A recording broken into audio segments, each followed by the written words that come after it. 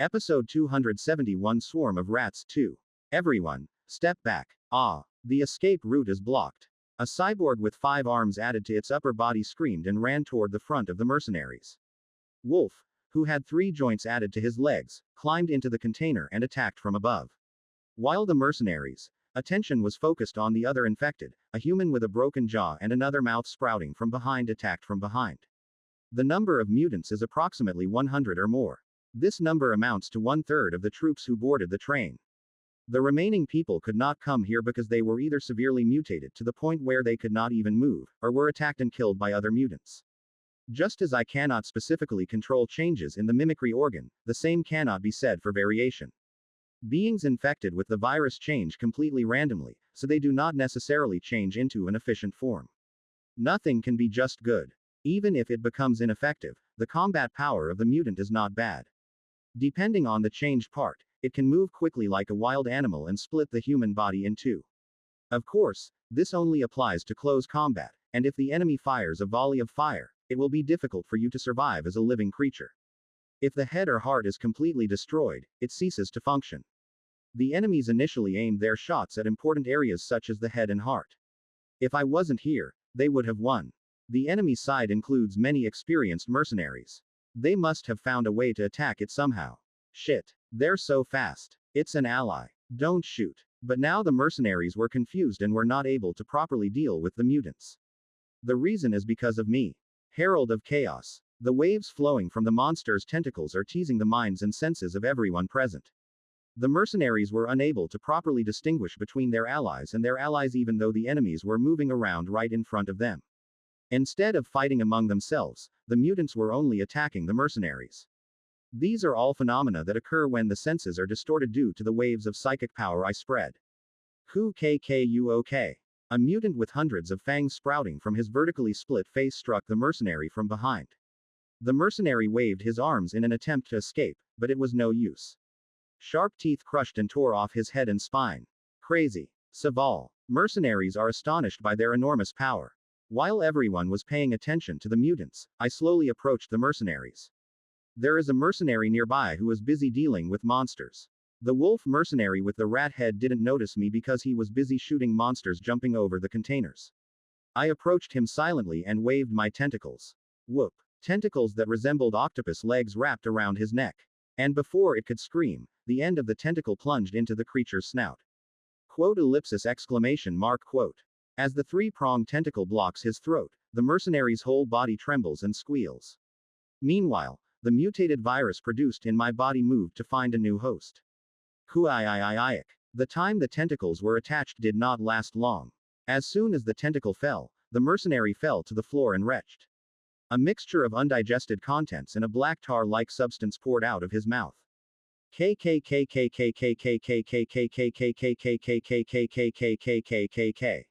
Why? That device. Hey, are you okay? Another colleague saw that and came running. He supported his colleague, who was continuously pouring out black liquid. He had a very kind heart for a mercenary, but in this situation, it was hard to see. It is a particularly good action. We need to administer the treatment right away. That's it. That's it. Huh. The mercenary's body twists strangely.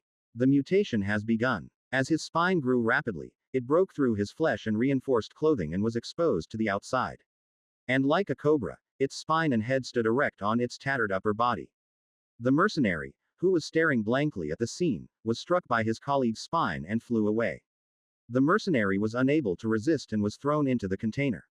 I helped him, who had a broken back, to be with his friend. Jig. The mercenary who has become a new mutant growls like an animal. I tried to induce him to target other mercenaries with waves that disrupted his senses. Geek. But perhaps I was a little late and he sensed me first.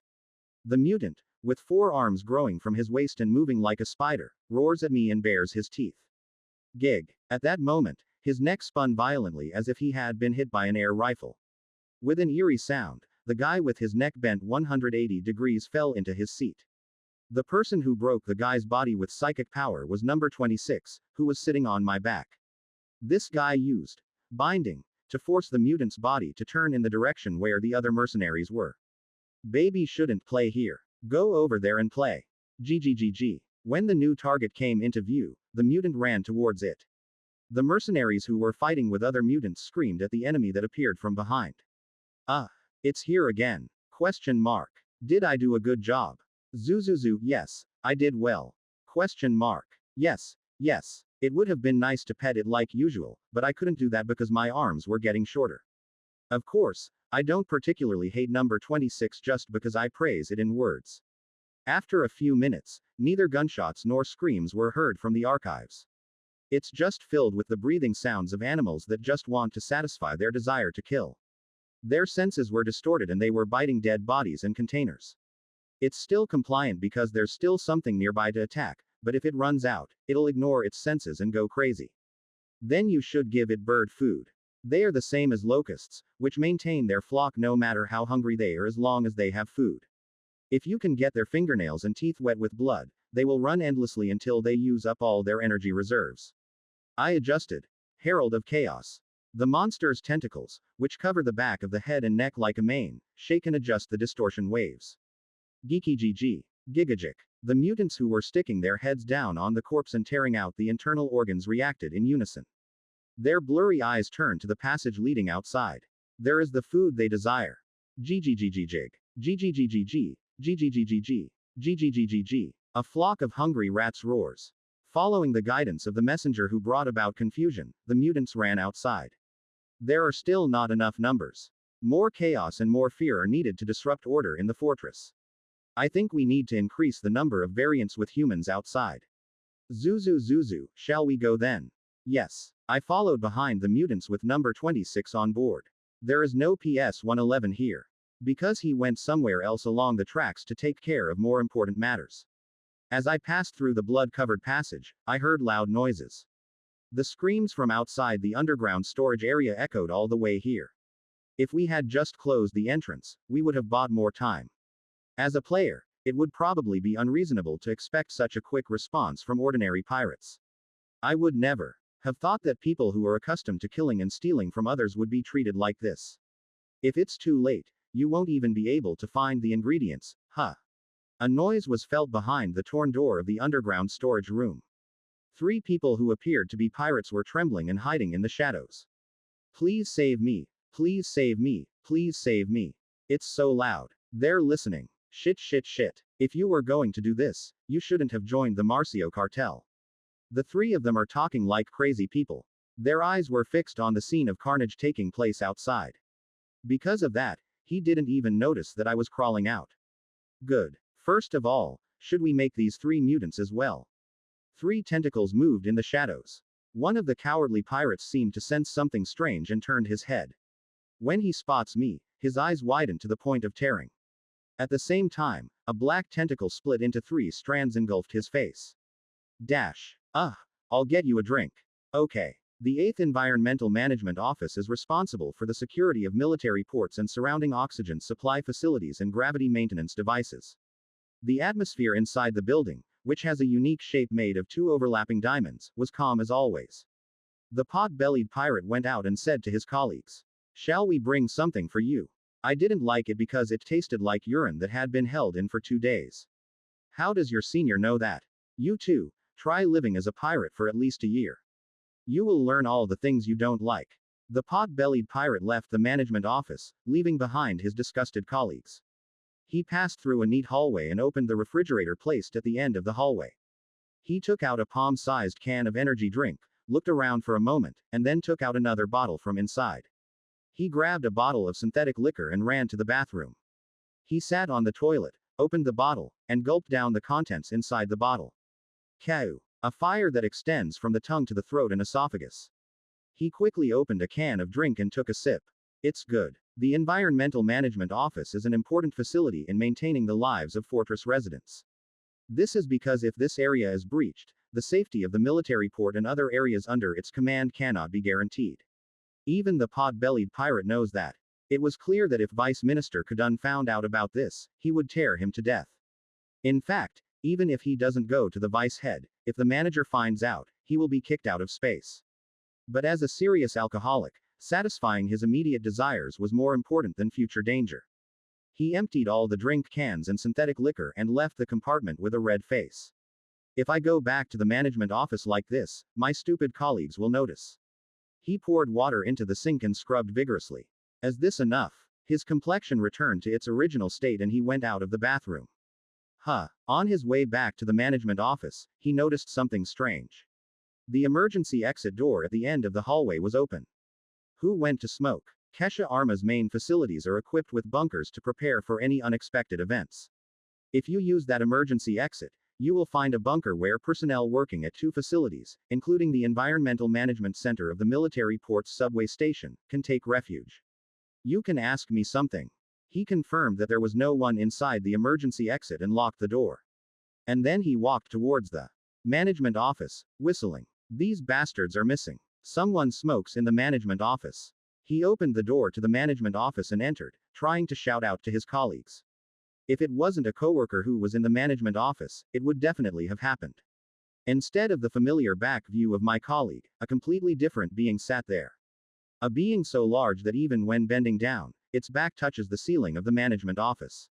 It was sitting on the remains of its comrades that had been alive just a few minutes ago. It, which was manipulating the computers in front of it with large hook-like fingers, slowly turned its head. I didn't expect there to be one person left. It was a mistake due to lack of information. The monster with the head of a beautiful woman grotesquely snapped its neck and said so. What are you? What are you?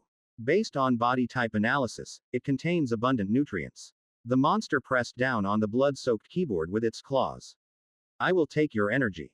The door behind the pirate closed quietly. Episode 272 Swarm of Rats 3. Banquet hall in the basement of the second command center.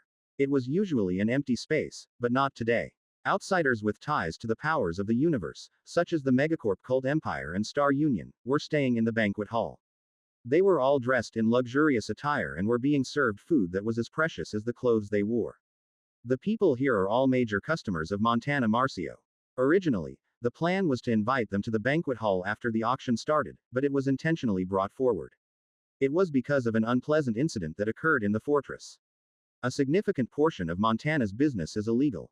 The guests who visit the fortress also know this fact well. If Montana makes even the slightest mistake, they will immediately leave to find another replacement. That's why Montana had to do everything he could to win their hearts. At least until his men solved the problem in the underground storage room. How was everyone's meal? The guests nodded silently at Montana's words. Everyone's expressions weren't bad, but that didn't mean they were friendly. There was a problem with the underground storage room where their belongings were stored. Because of that, the mercenaries they brought with them have now gone to the storage facility to check the safety of the items. The reason they did not leave right away was because of their status. In fact, none of those who come to the banquet hall and enjoy a meal are truly upper class. They are, after all, representatives of the upper class of their respective factions. They are a type of employees who take charge of illegal transactions. Of course, if a problem occurs with the product and the transaction fails, they must also be held responsible. It's better if it's a cult, but the users of Noble Capital or Prime Capital don't know what will happen. Therefore, it is not too late to sever ties with the Marcio cartel after the safety of the goods has been confirmed. For this reason, the guests at the banquet hall believed Montana's words and were here. Those who hope that he will handle it well, those who are dissatisfied with the troublesome situation, those who are thinking of ways to gain some benefit from it, etc. Everyone had smiling faces, but complex calculations were going on behind the scenes. Montana, who was watching, did the same. He was also tapping away at the calculator in his head. Damage from accidents is already inevitable. However, he wondered if he could use this accident to successfully overcome the crisis and build a good image for them. So far, he has overcome many hardships. It will be like that this time too. As he believed this, his subordinate approached him cautiously. No, Chairman. What? This is an urgent report. It's a bit too much to say here. It's never wise to leave your seat in front of numerous customers. If it had been any other time, Montana would have been bitten too. He would have done so if he hadn't noticed that his subordinate's entire hair was soaked in cold sweat. Ha ha ha, it looks like the work is finished. The main menu will appear soon, so please wait a little longer. Montana reacted calmly as if nothing had happened and left the banquet hall with the guidance of his subordinate. And after hearing everything his subordinate said outside, he couldn't keep his composure. The troops sent to the military port also lost contact. All The worst-case scenario Montana assumed was that the troops sent to the depot would suffer heavy losses. However, the situation was far beyond his imagination. There is no contact not only in the storage area but also in the reserve units gathered at the military port. I contacted the kids wandering around that military port and they are in complete chaos. Monsters have appeared and are massacring people. Quote. The situation was very serious. It was the greatest crisis since he took control of the fortress. This is not the time to be like this. I'm going to the general manager's office. You must stay and entertain those inside. Yep. He sent his subordinate to the banquet room and rode the elevator with his bodyguards. The general management office is located on the 10th floor. When the heavy man pressed the button, the elevator began to rise quickly. After organizing the troops gathered in the storage room, I sent a group of mutants toward the headquarters. The reason I didn't go with him was because I had business to do at the military port. There will be more troops in reserve. The pirates on the train I attacked were all heading to the military port station. For security reasons, there is no space around the storage area for vehicles such as patrol ships or hover buses to land. Therefore, the enemy would have gathered a large number of troops at a nearby military port and then tried to deploy them one by one depending on the situation. If we turn them all into mutants, it will be much easier to conquer the fortress. The mutants will move around and reduce the number of enemies on their own. Moreover, if they take control of a military port where many enemy ships are anchored, their means of defense will be greatly reduced. For this reason, I asked PS-111 to secretly go to the military port and do preliminary work. And now that I arrived at the military port, I was able to see the results he had created. Ooh, cluck, cluck. Pirates, mercenaries, and various criminals were lying on the ground throughout the military port. This is because PS-111 hacked and messed up the environmental maintenance function in the area where the military port is located. First, he twisted gravity to prevent the enemies from moving and lightly sprayed poisonous gas on them. Thanks to this, the combat power of the troops gathered at the military port plummeted. Hurry and request support from headquarters. Damn it. The communicator is not working. Stop being useless. First, release the Hulk mutant and stop him first. The only disappointing thing is that not all enemies were subdued. There were quite a few who reacted quickly after seeing their colleagues fall to the ground. Mercenaries and pirates wore gas masks and administered strengthening agents to their bodies to withstand the poisonous gas and gravity. The Hulk mutants, who appear to have been brought in from Megacorp, were also unaffected by the poison gas as they were wearing specially made bio masks on their faces. It's not a bad response, but choosing instead of the worst option is the lesser evil option, so it's just as bad. Since they choose to fight, there are only two futures left for them.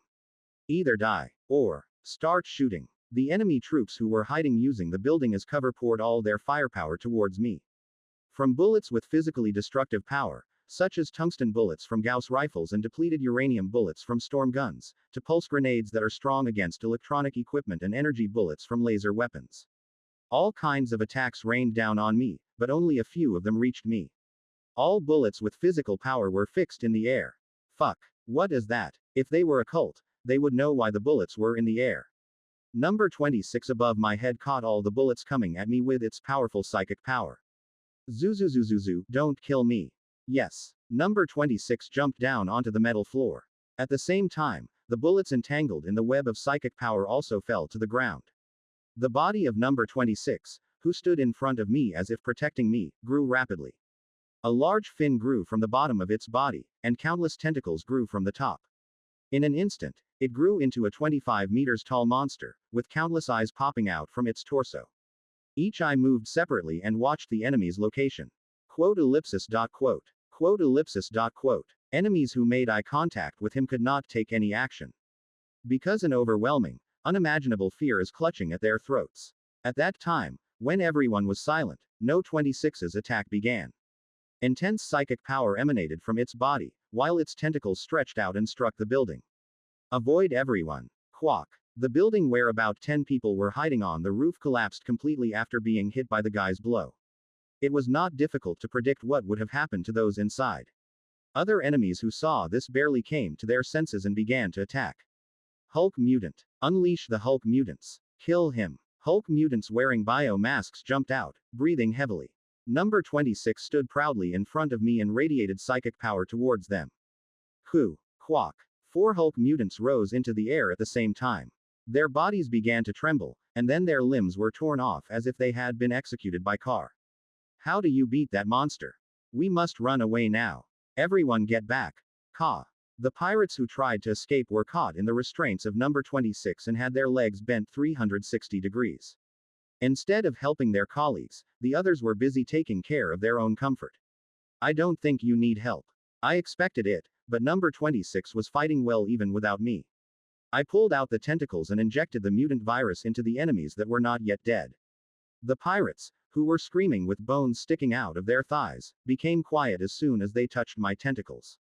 They broke away from the weak spirit of the past and became a new being. Their desire to kill made them free. GGGGG. Koyang. The newly born mutants rushed at the Hulk mutants with their limbs torn off. It would be great if Hulk mutants could also mutate, but it's a shame. It's not that the mutated virus doesn't work, but when I tried using it, the results weren't very good. Is it because there are a lot of spliced genes? Rather, it changed in a bad direction. I gave up on being a Hulk mutant and focused on mutating living mercenaries, pirates, and other humans. As a result of diligent movement, by the time number 26 subdued the enemy, the number of mutants had increased to hundreds. As the messenger of chaos, I adjusted their movement route. Baby, you have to go there, not there. GGGGG. There were instances that occasionally escaped, but in those cases, number 26 caught them one by one. Those whose necks or backs were bent by his strength stumbled and joined the other mutants. The port seems to have been somewhat organized. I turned dozens of criminals hiding in one building into mutants and tried to get them to join the group.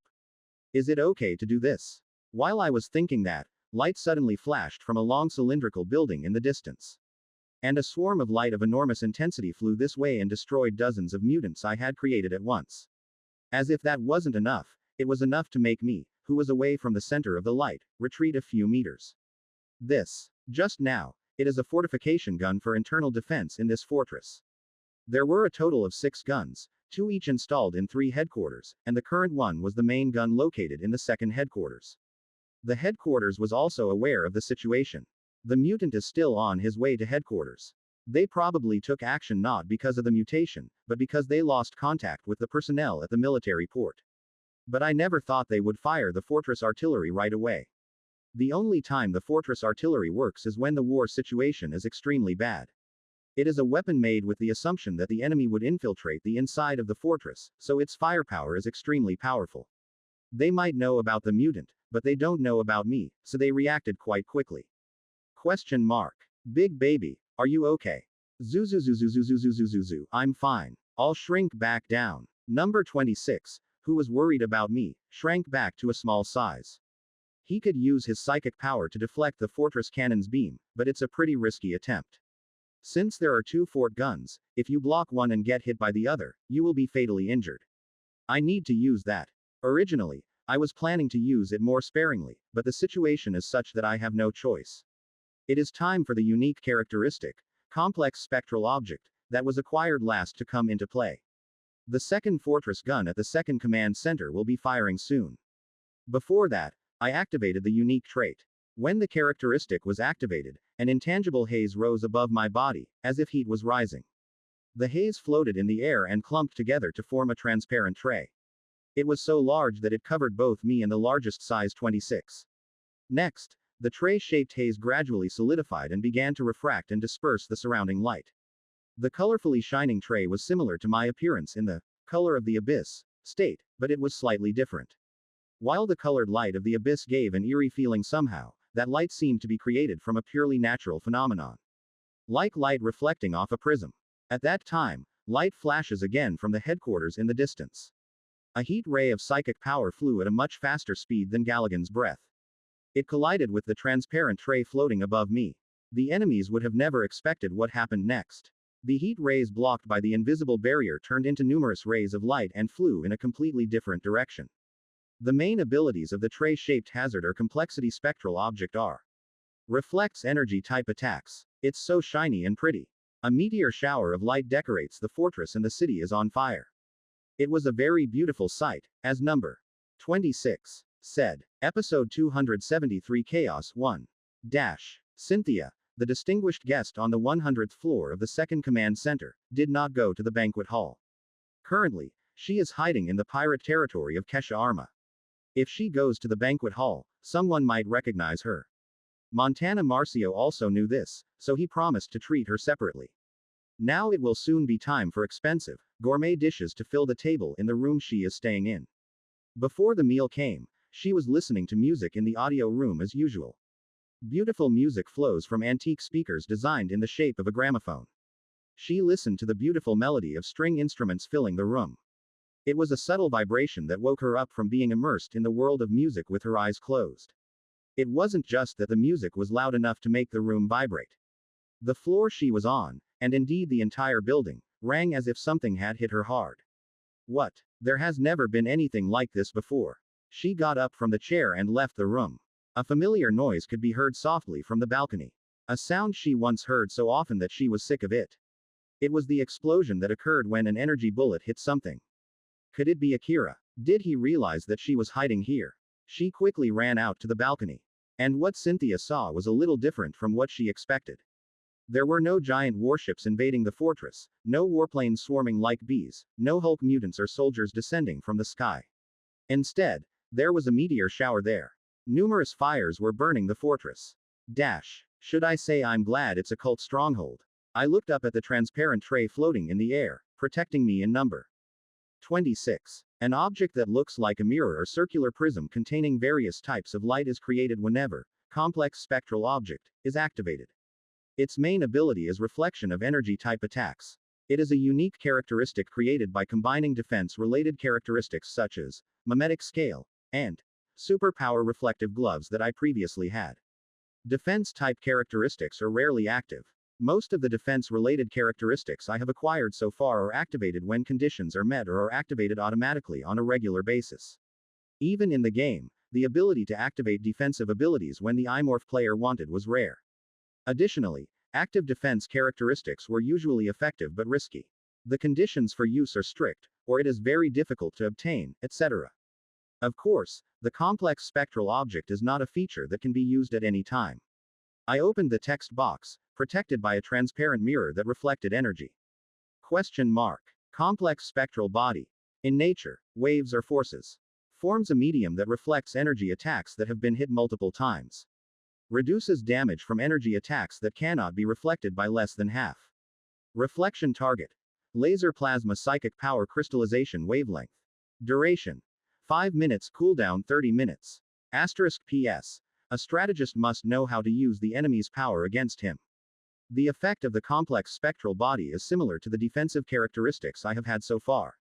It is a structure that combines the effects of reflection, a defensive technique of cults. It is similar to mimic scale in that it only affects energy type attacks that have been attacked multiple times, and is similar to the psychic reflective armor reflection in that it reflects them. As an additional effect, it also reduces damage from attacks that cannot be reflected. It can also be useful when fighting enemies that use unique energy systems, such as Red Galagon or Vortex 1. Their attacks can neutralize defense characteristics, causing enormous damage even to adult imorphs. Even if you can't reflect the damage you will receive from them, it is definitely a benefit to reduce it.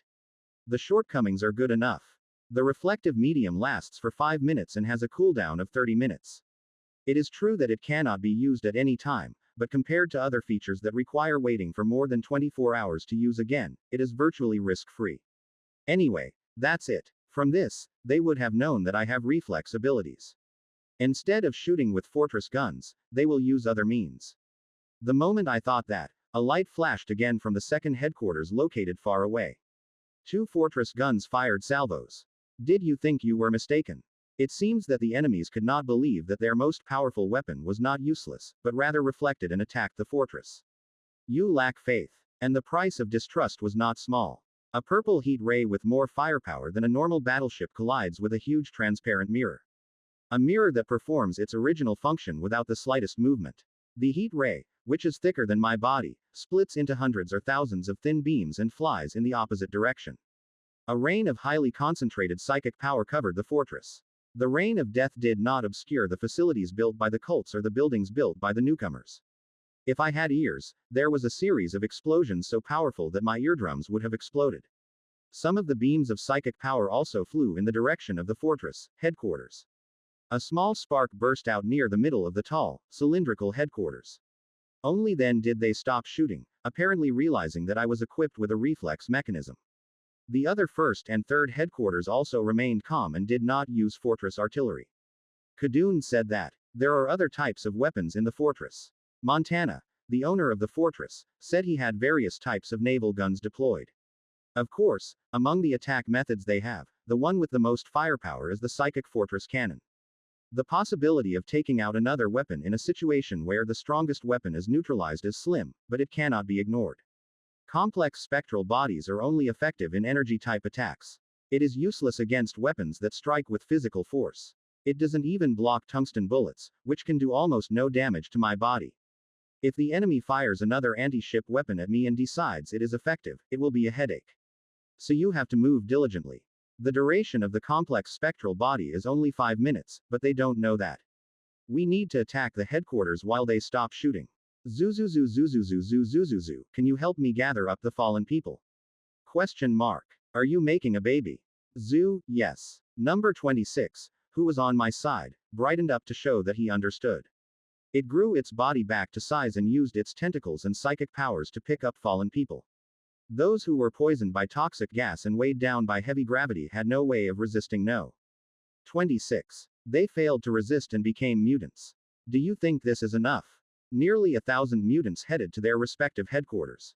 Some of them have madness bombs planted in their heads that spread the messenger of chaos effect. The more mutants the command center kills to respond, the more confusion it will cause. While I was thinking about ending the creation of the mutant at this point, a familiar thought wave tickled the tentacles of my monster. Question mark. Big adult. Zeu Adai. The owner of the thought sect was Adai, who protected the mother of heaven on the ship we boarded. Question mark. Outside. Noisy. Zuzu, I'm hunting. Question mark. I'm jealous. Me. Boring. Zuzu, isn't heaven's mother finished yet? Question mark. Yes. Al. As it is. Just. As Imorph enters a cocoon every time he evolves, Wolf's physical condition changes when he increases his level of deification. It turns into an egg-shaped jewel statue. The type of jewels that make up the statue varies depending on the number of phantoms chosen when you first ascend to the deification stage. Since the Mother of Heaven is a griffin, she will take the form of an egg made of agate. Zuzu, it will end soon. Please wait a little longer. Question mark. Understanding. Me. Ugly friend. Promise. Keeping it. Adai gives a unique answer. Once the fortress is cleared, I'll have to look for something to give him as a gift. After finishing my conversation with the guy, I left the military port with no. 26. The areas around the military port have long since been completely devastated. The buildings collapsed due to the aftereffects of the fortress artillery's attack. Those who were inside and escaped were attacked by mutants. The monsters mutated by the virus swept through the area around the military port, so there were no survivors. I don't think there's any need to maintain the transformation. The mutant virus host does not move very fast due to its body shape, such as long legs and a thick torso. If the Herald of Chaos remains in that state, its movement becomes slower. The combat power is not that good either. This is because internal body organ characteristics cannot be used while in the mutant virus host state. The number of mutants has increased sufficiently. From now on, I plan to attack the fortress headquarters directly, so it would be better to return to the original. Having made my decision, I turned off organic evolution, which maintains the transformation state. Then my body changed drastically and returned to its original shape. The body, which had been steamed to the point of being reminiscent of a scarab larva, became thin and its short legs became elongated like the legs of a spider. The black tentacles wriggling all over the body also disappeared. Big Baby has changed again. As my appearance returned to a form reminiscent of a spider, number 26, who was following me, blinked as if he was disappointed. Then he jumped on top of my head. But the older one is always cool. Good. Zuzuzu, thank you. I raised my wing arm, which had returned to its original state, and lightly patted him. It also took out its tentacles and wrapped the fingers around the ends of its wing arms as if shaking my hand. My body is back, let's move. Currently, PS-111 is working secretly to neutralize the third command, which oversees life support facilities. It's not about hitting the headquarters directly. He has taken control of the Environmental Management Center, a lower-level facility, and is preparing to hack the third command system using this as a basis. So, the target that number 26 and I are aiming for is another command, that is, the first or second command. It was the second command that reacted most quickly. Considering that the fortress artillery was fired first, it is highly likely that the leaders were gathered there. Having decided on a goal, I stretched out my wing arms to both sides. The skin covering the inside of the carapace spread outward. After taking out my wings for the first time in a while, I flapped my two wings, which were almost as long as my body, a few times. The film fluttered, pushing not only the air but also the surrounding debris. Good. After completing a quick inspection, I waved the wings loudly. The enormous air pressure collapsed the surrounding buildings and lifted my heavy body into the sky above the fortress. I adjusted my wings to lower my altitude. As I flapped my wings and looked down, the shadow created by my body was thick on the street. Geek, geek, geeky gg. The mutants filling the streets and running towards the fortress are crying out at me. The pirates who were resisting them also raised their heads as they felt a shadow fall over their heads. Their eyes widen and their mouths open. What is that? I've never heard of anything like that. To describe that feeling simply, it was astonishment. A natural reaction when witnessing an overwhelming presence. I decided to give them a gift. A messenger of great chaos descends upon an area within a 500 meters radius from me. A powerful psychic power that distorts human senses and drives people crazy burrows into the heads of the pirates who resist. Run away. Run away. Please save me. Please save me. Please save me.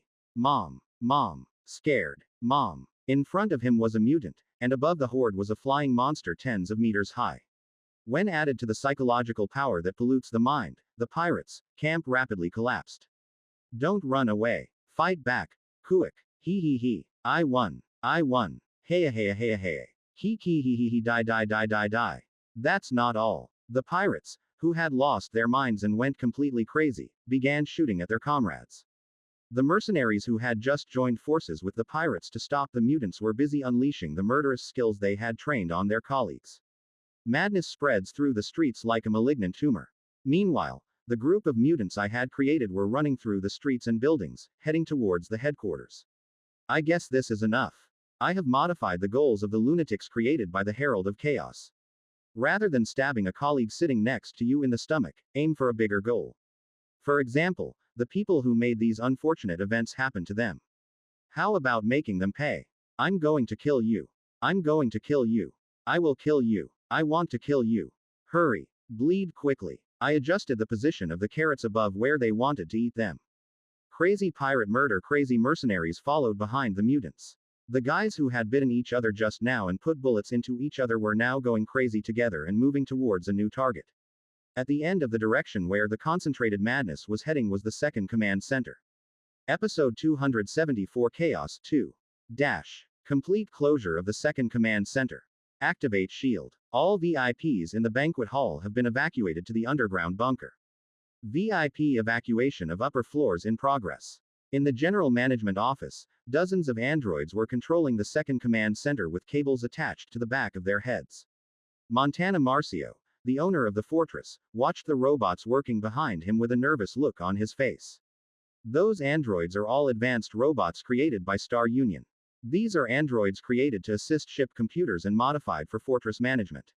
Even for the Marcio cartel, it is not easy to find talented people capable of managing an orbital colony. This is because people with such high level of knowledge and expertise will not come over to SpaceyDog. So Montana spent an astronomical amount of credit to purchase a number of high-end Android devices from Star Union. Plus the various weapons they will manage. Anti-air shock cannons and defense railguns activated and loaded. We judged that psychic power type attacks were meaningless against the enemy. Replace the bullet. Replacing large diameter high-speed impact bombs with cluster bomb missiles. The armament of patrol corvettes under the command has also been changed to the same specifications. The androids were responding very quickly to the crisis, as if the investment was worth it. Although the fortress artillery, a powerful defensive facility, was neutralized, they immediately took out the alternative means they had prepared. Looking at that scene, Montana felt conflicting emotions. Despite the feeling of relief that one's insight was correct, the feeling of anxiety does not go away. Shit. I was thinking of leaving here if this business goes well. Recently, disturbing rumors have been spreading everywhere, including the sudden disappearance of Outspacers Jundong large cartels. In such a situation, Kesha Arma's management rights obtained through lobbying were very unstable. Therefore, the plan was to purchase a small planet within Megacorp's territory with the profits earned through auction brokerage. If you do business in a legal area, it becomes easier to receive protection from Megacorp. Naturally, his safety will be guaranteed. I did, but that plan was completely ruined. An unidentified entity that infects organization members from outside and turns them into grotesque monsters. It is unknown whether it is Outspacer's monster or an experiment brought in by some crazy Megacorp customer. Whatever it was, I had suffered a lot of damage because of him, and now my life was in danger. Should I prepare to escape? Kesha Arma, which wanders in planetary orbit, has one more means of going outside than the military port. The means to travel only to the planet hovering exactly above their heads. Montana looked at the monitors in the general management office, thinking of a last resort. Beyond the screen were his men running around diligently, preparing to fight.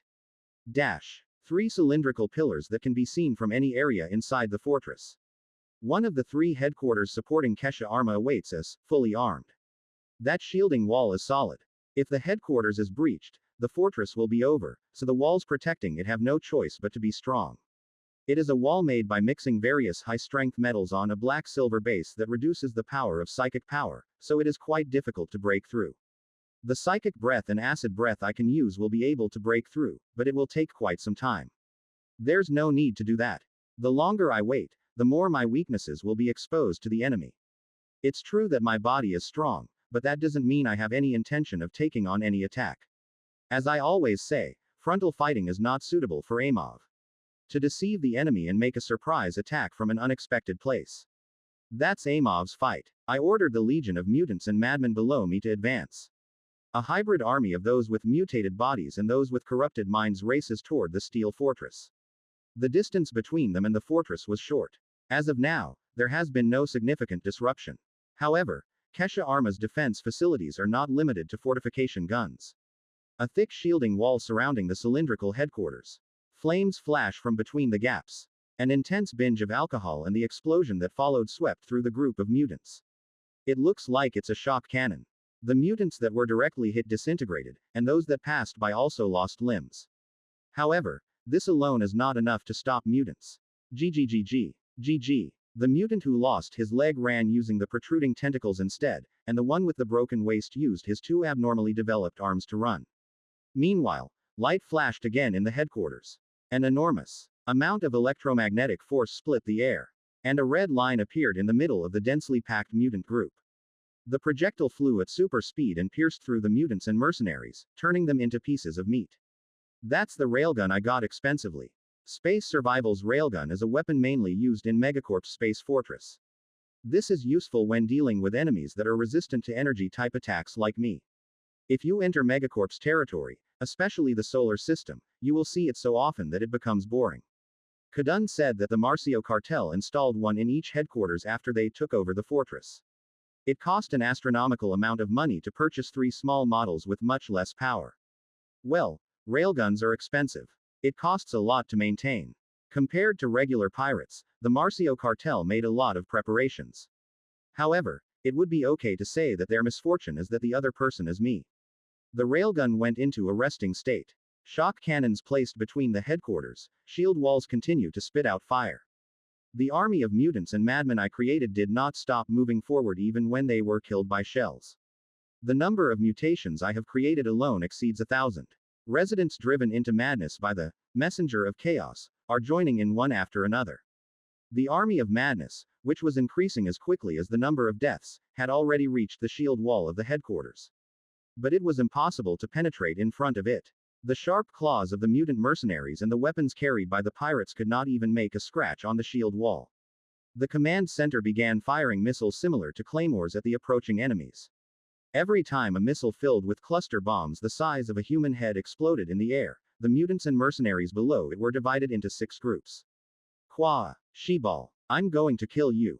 You damn bitch. Ka. A group of mercenary pirates in madness let out a scream-like scream. Although their minds were polluted, their pain did not disappear, so their condition was truly miserable. I thought the enemies would be hesitant if it was a mercenary pirate, but that wasn't the case.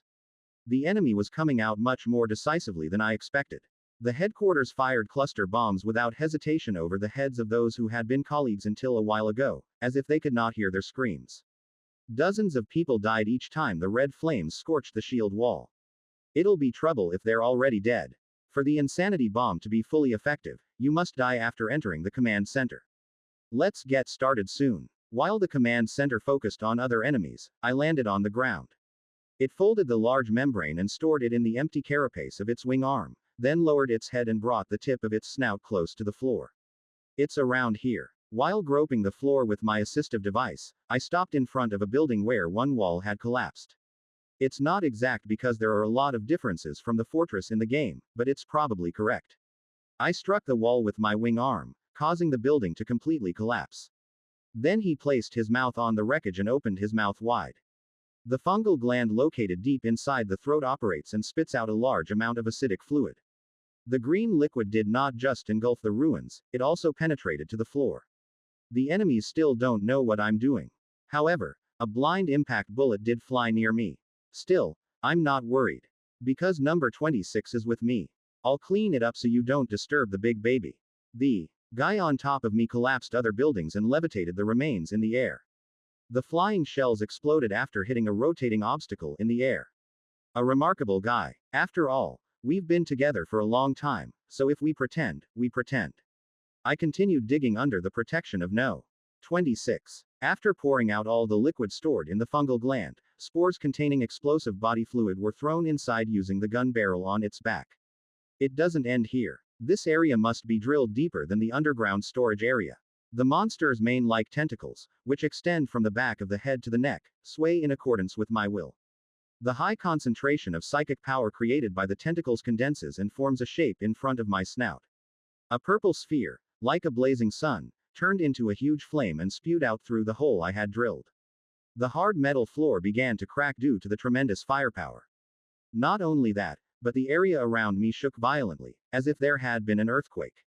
Buildings that were in good condition collapsed completely, and flames of psychic power shot out like lava from the cracked floors. Good. The intense flame of psychic power that burned even apex creatures to death gradually died down. Thick smoke rose from the black pit.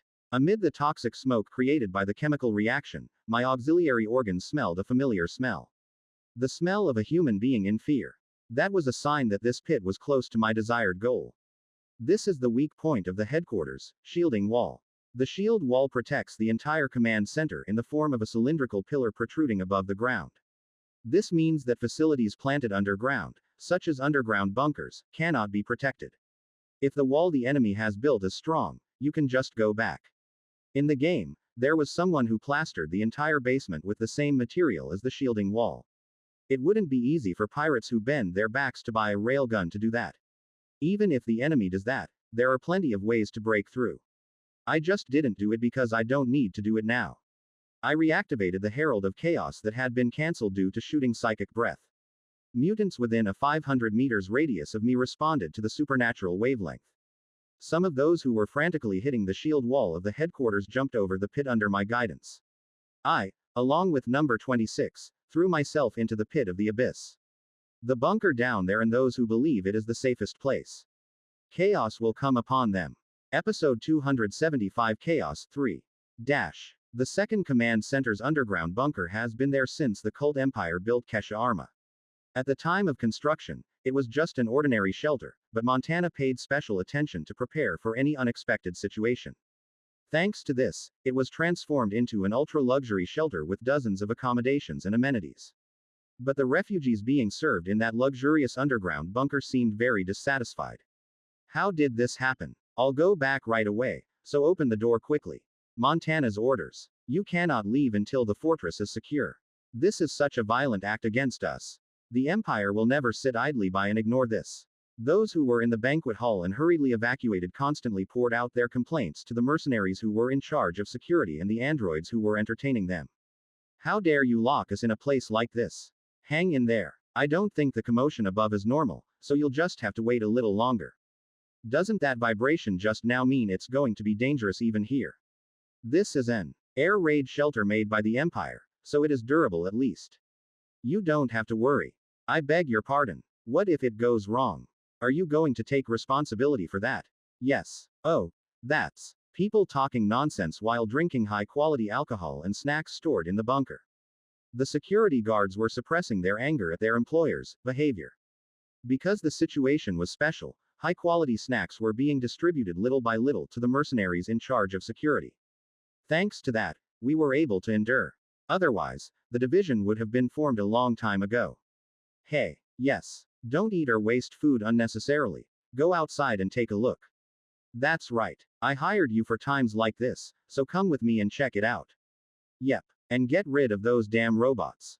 The security guards felt like they would shoot their employers if they stayed here any longer, so they forced themselves out of the room. The androids also left, saying they would bring new snacks and alcohol. Pathetic things. I didn't know that I got to this precious place with someone's credit. That's right. I thought Montana was okay, but I'm disappointed. Tisk, I wasn't going to trust someone who relied on androids in the first place. As expected, there is nothing we can do since our roots are pirates. The VIPs, whose faces turned red from drinking high-quality liquor, began to gossip about the security guard in Montana. The humans who came here are all middle capital, the upper middle class of Megacorp. He was merely an agent who came under orders from noble capital or prime capital. Everyone here knew this, but no one pointed it out. They were venting their dissatisfaction even though they were receiving treatment they could never enjoy in their own capital. On the one hand, while the Megacorp VIPs raised their voices, the cult customers talked among themselves about the state of the empire. I think it will take some time to leave, but let's continue what we talked about earlier. You mean the arms purchase business? Well, it was said in this Congress that total production is decreasing, but what can we do? The atmosphere is chaotic these days, so shouldn't we at least be well prepared? Our faction officially supports arms reduction. It's times like this that integration is important. What does the opinions of factions matter? Ellipsis quote. At that time, the room they were staying in shook. The light decorated with transparent jewels flickered and then went out. The room suddenly fell into darkness. Everyone screamed, regardless of the human cult. You. After a while, they were finally able to calm down after the red emergency lights came on. What is this? Android. Where's the android? Bodyguard. The humans who had been screaming and falling asleep just now stood up and screamed in anger. The sight of him swearing at the androids and bodyguards was nowhere to be seen. I understand that Kesha Arma's bomb shelter is very durable, is that correct? I heard that it was created just before the Empire fell. Whatever it was, the current vibration was heard quite close by.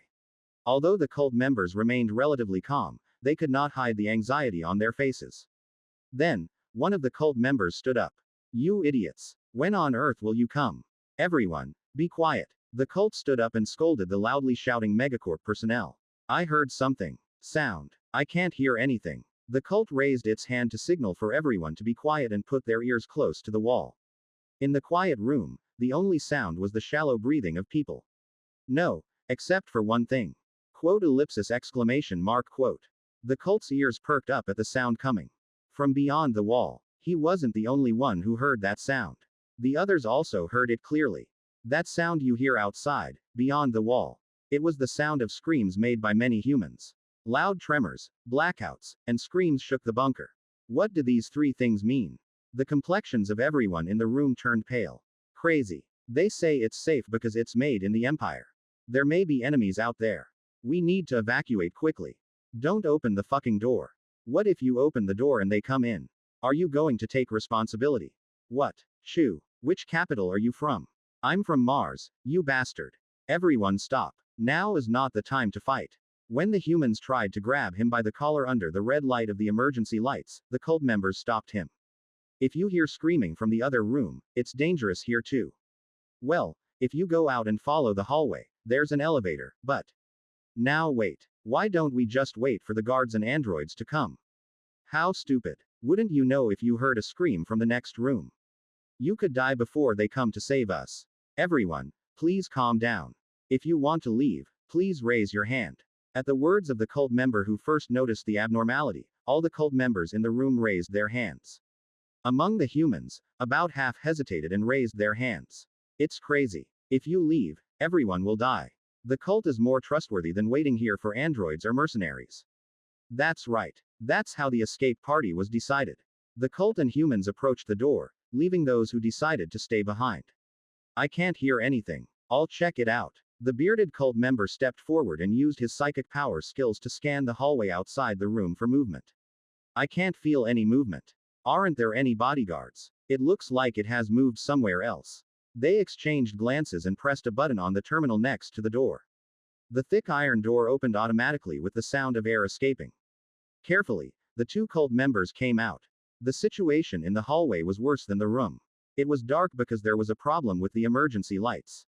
It's dark. I will solve that. A thin female cult member from behind came to the front and lightly extended her hand toward the front. Then, a sphere of psychic power appeared and gave a faint light to the surroundings.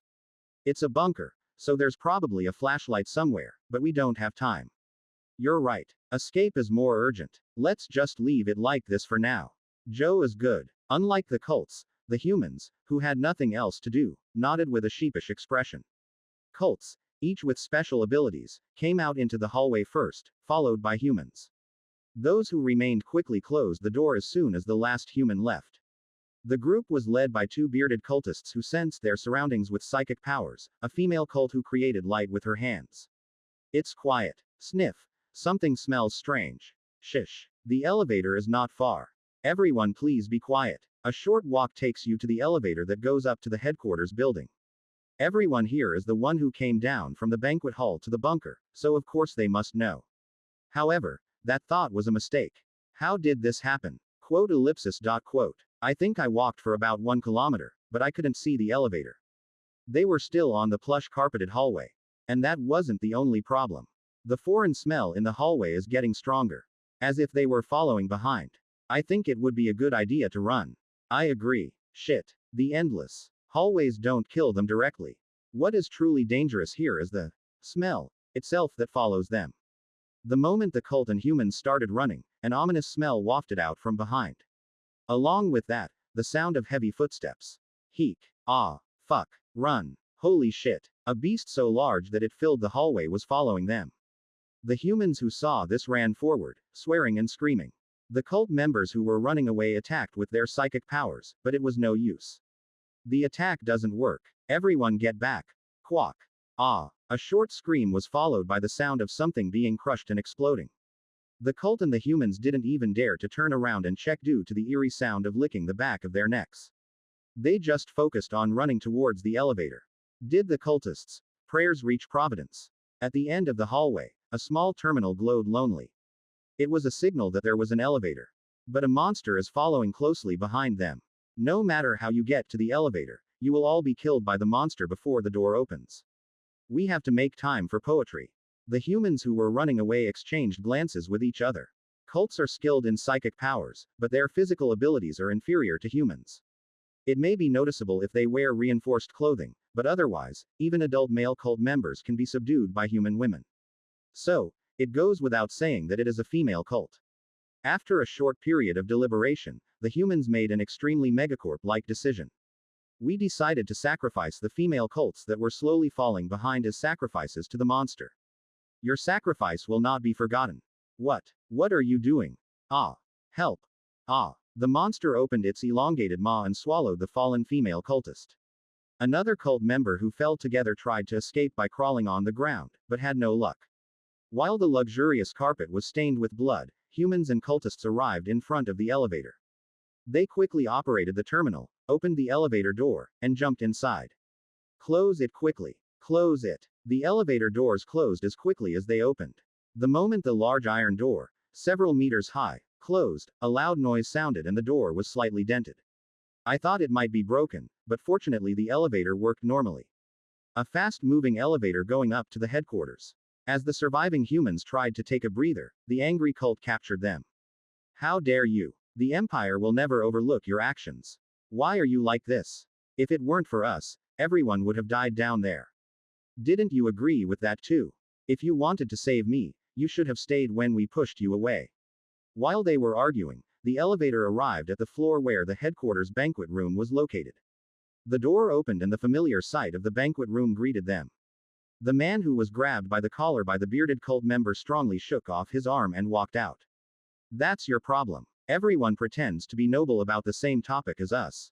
The moment he turned his head and was about to scream at the cultists in the elevator, all of the passengers disappeared from his sight. Doing. The one who appeared, tearing off the entire metal floor of the elevator and sending the humans and cultists crashing down, was the entity he least wanted to encounter. Huge asymmetrical horns on the head, white eyes that shine dimly and without emotion, and a snout full of sharp teeth.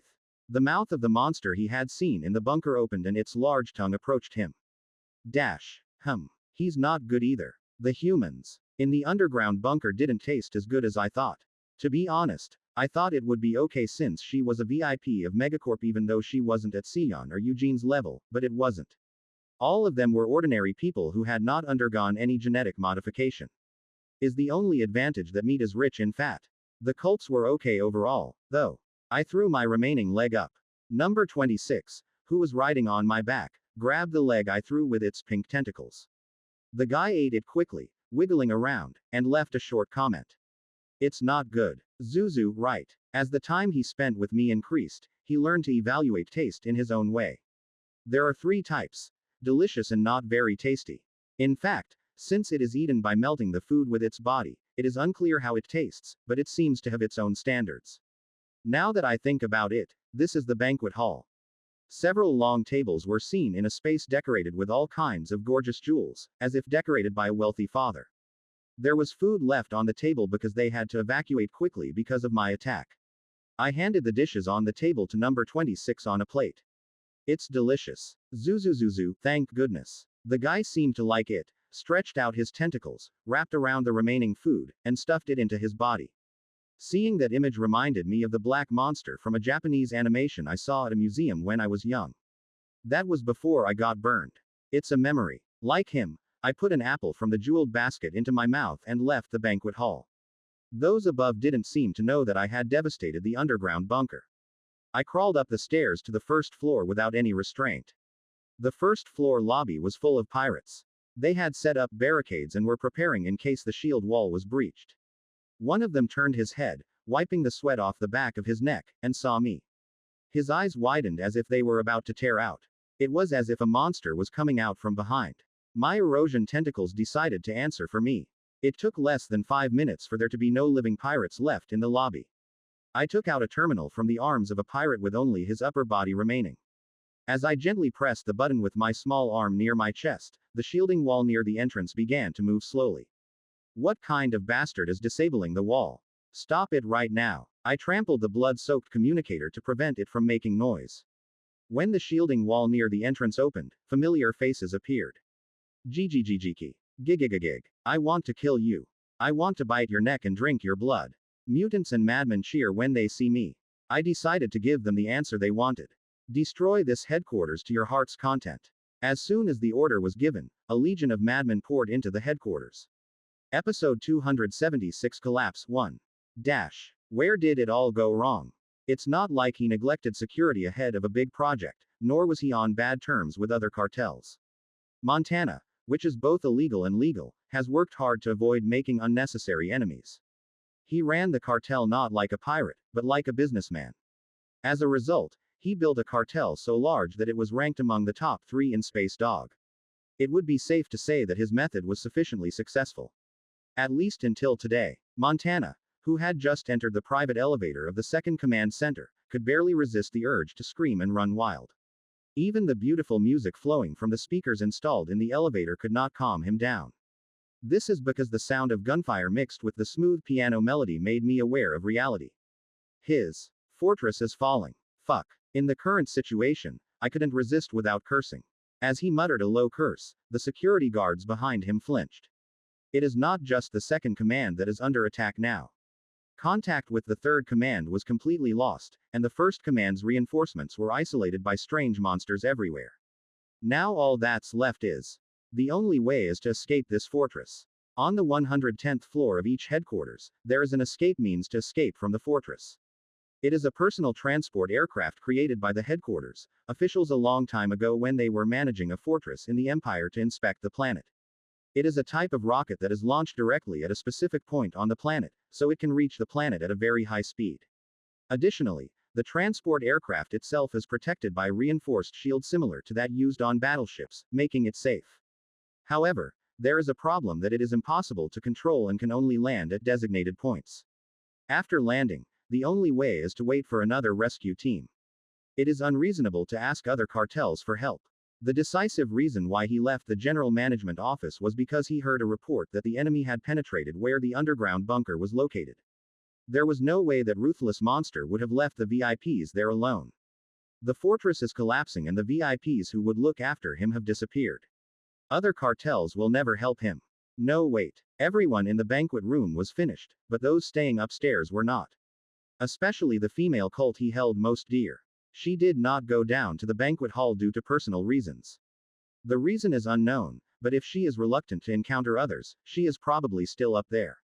The female cult is something that the head of the Carmelda family directly mentioned to treat well. If you hide on the planet with her, Carmelda will surely send a rescue help. When the number on the display had just entered the 90s, he pressed the number 100. That's where his last insurance policy rests. Dash. Do. Get back. Step back. Ah. Cursing and screaming interspersed with the sound of bullets raining down. An auxiliary organ under the chin detects the vibrations produced by familiar sounds. And one more sweet scent is added to it. The eroding tentacles pulled out the pirates who were taking cover behind a fork in the hallway. Before they could resist, the 6 appendages at the end of the tentacle dismembered the captured meat into small pieces. Warm blood, internal organs, and pieces of flesh that should not be exposed. If you were to compare that scent to music, it was like an elegant melody created by unique string instruments coming together. If I were human, I would be disgusted. In fact, the pirates who were covered in the blood of their comrades seemed to have difficulty maintaining their sanity. As I watched my comrades in a daze, they were torn to pieces by the hands of the mutants that protruded from between my legs. GGGGG. A mutant roaring with its head and tentacles pulled out. The other guys rushed at the enemies to get their own trophies. Now that I think about it, what happened to him? Some time has passed since PS111 began hacking against the Third Command. This guy went through several modifications before coming to the fortress. By now, they should have breached the Third Command's system defense wall. It will take 10 minutes to finish. The moment I thought that, I heard a very loud noise outside. The sound, similar to a ship horn, was loud enough that anyone in this fortress could hear it anywhere. And the blood and flesh that had soaked the floor rose into the air. And then poured down on the floor again. You succeeded. What is happening right now in front of me is a signal that something has gone wrong with the gravity maintained in the fortress. That means PS111 has taken control of all of the fortress life support systems. Moreover, there was a loud noise that echoed throughout the fortress. That too is a signal to me. It's releasing oxygen. I know this because I did something similar in the game. It's not just blocking the oxygen supply to the entire fortress, it's also leaking it to the outside. Even if the first and second commands try to prevent it by supplying excess oxygen, it will not be easy as the amount going out is greater than the amount coming in. In about an hour, all living things in this fortress will collapse from lack of oxygen.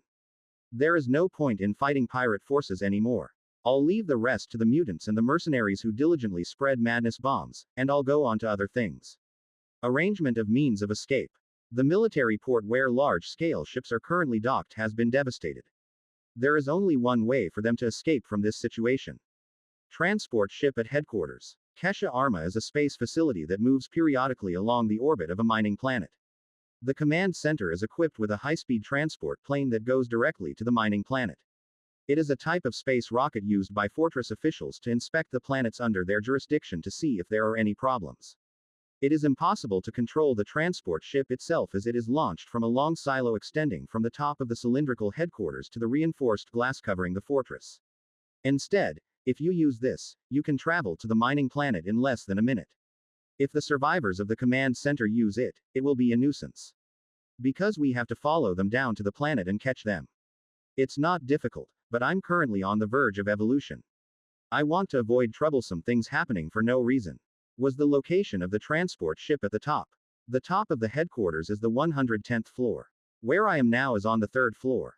I guess I'll have to climb up by breaking it down. Zuzuzuzu, come this way.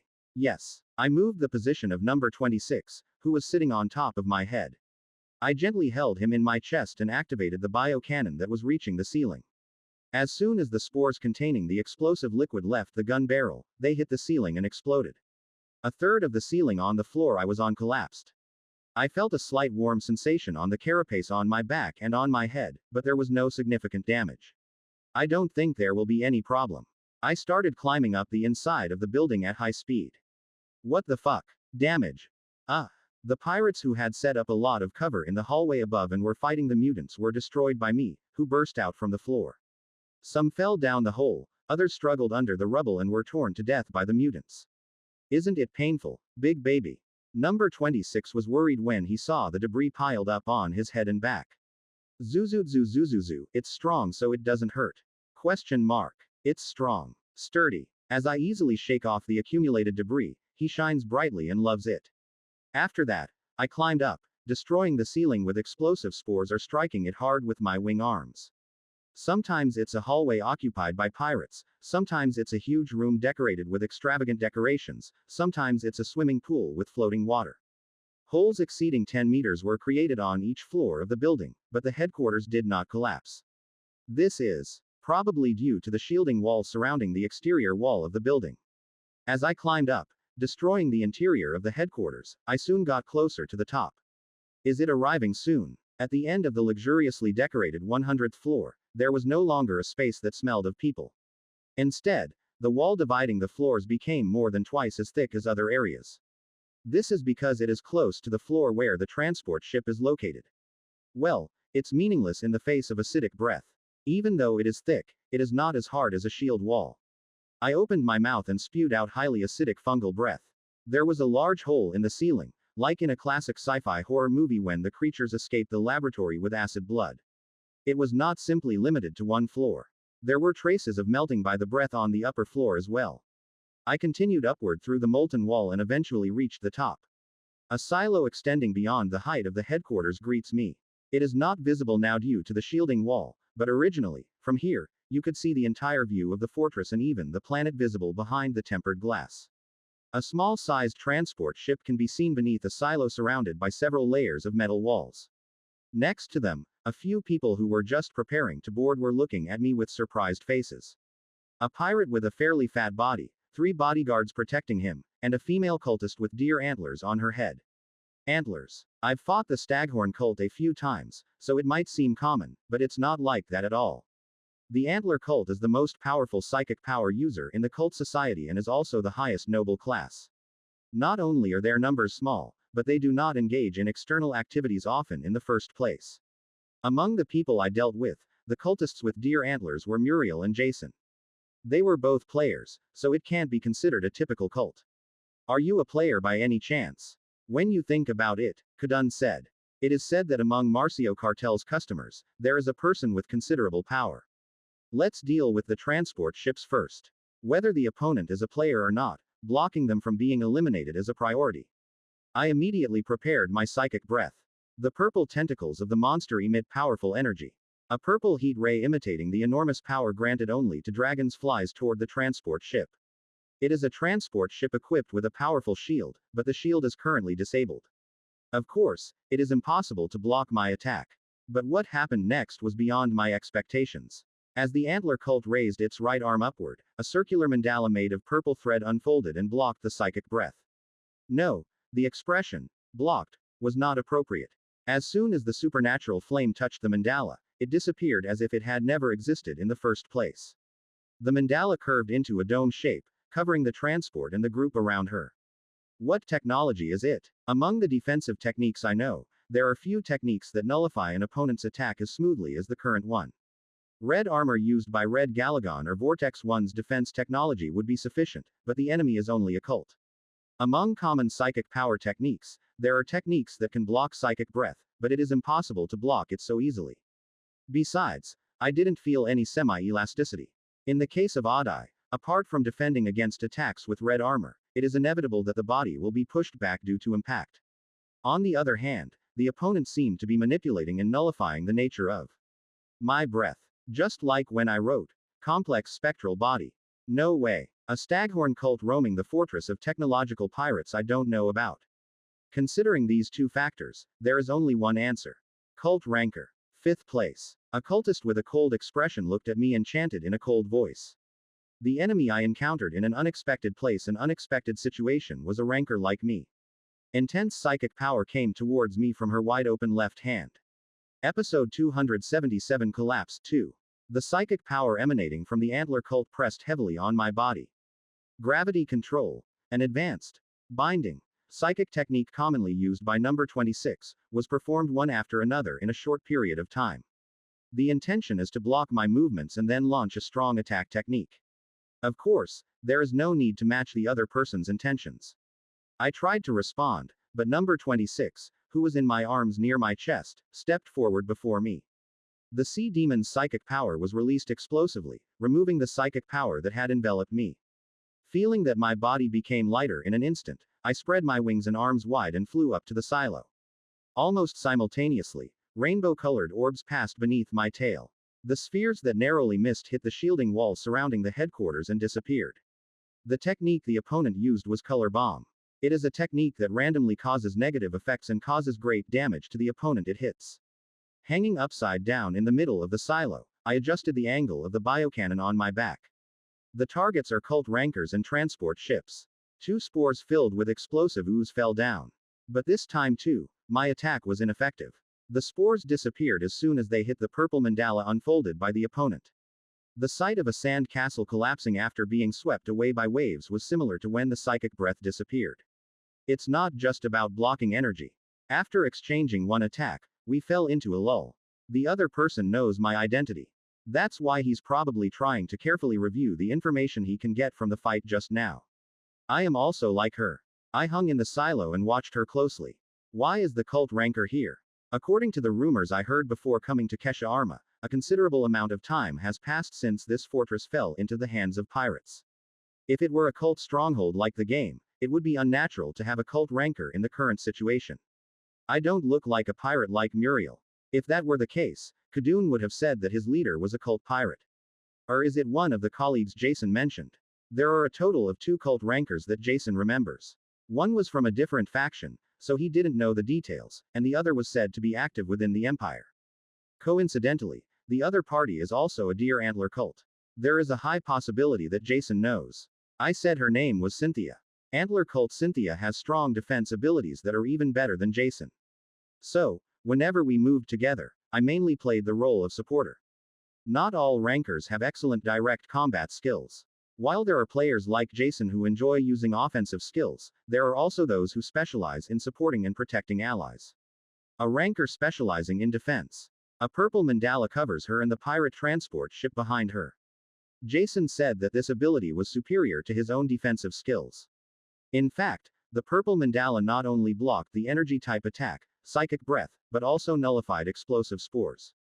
According to the information I heard, it is said that it can prevent other types of attacks. In addition, the mandala can be adjusted by the user to easily defend against attacks coming from various angles.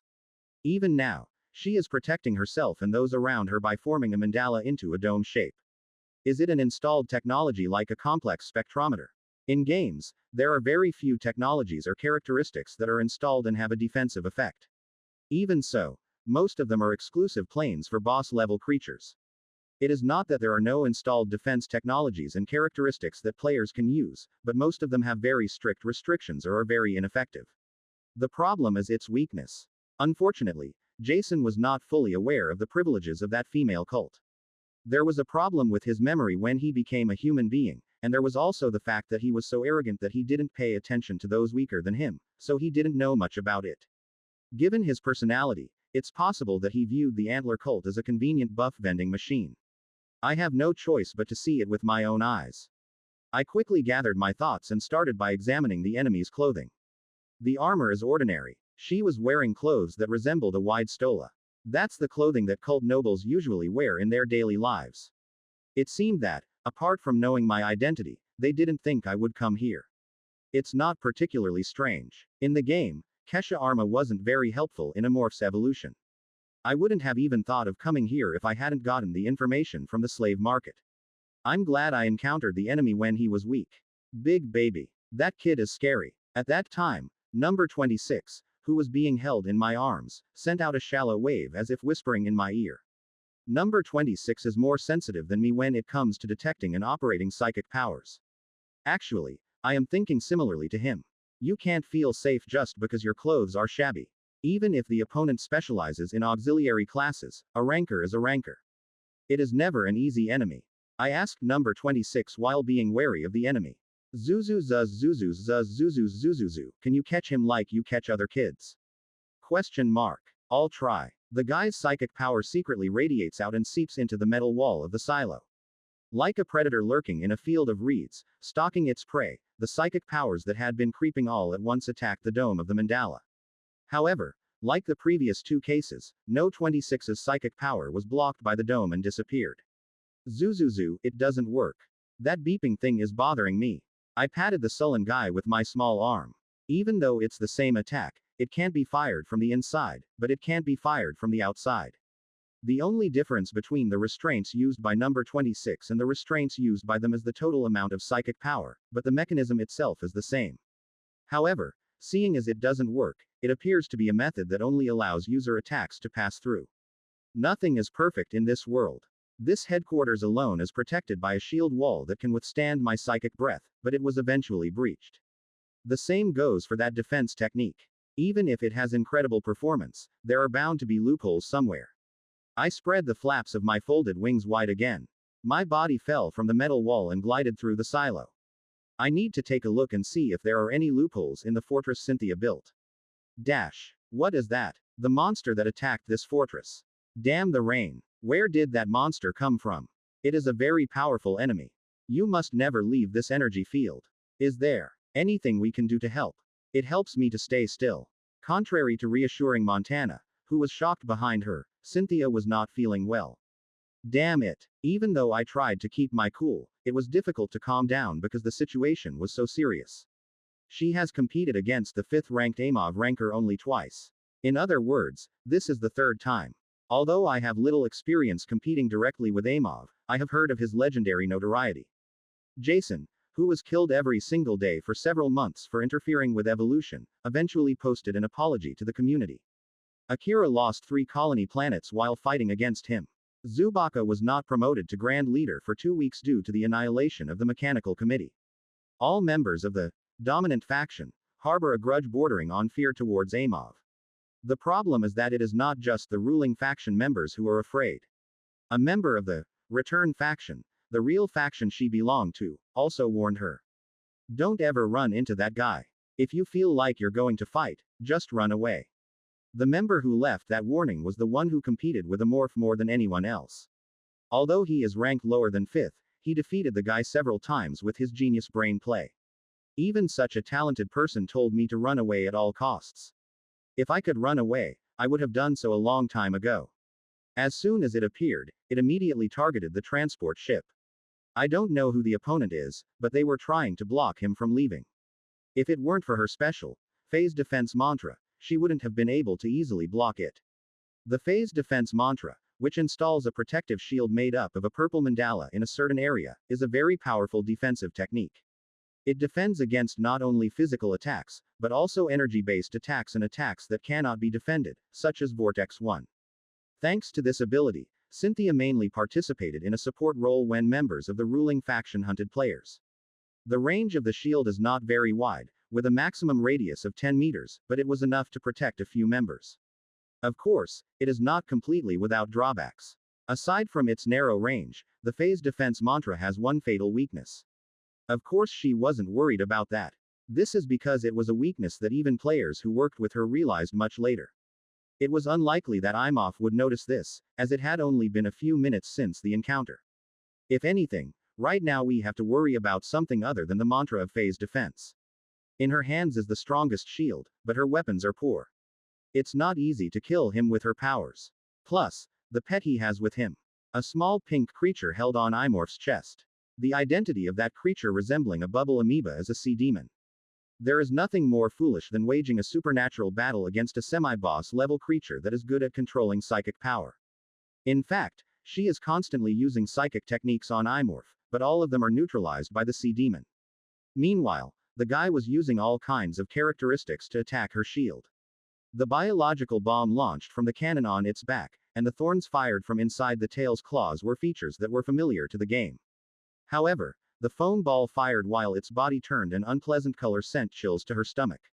Fortunately, the ominous bubble was blocked by a protective shield and dissipated. The guy didn't give up and continued his next attack, as if he had already expected it.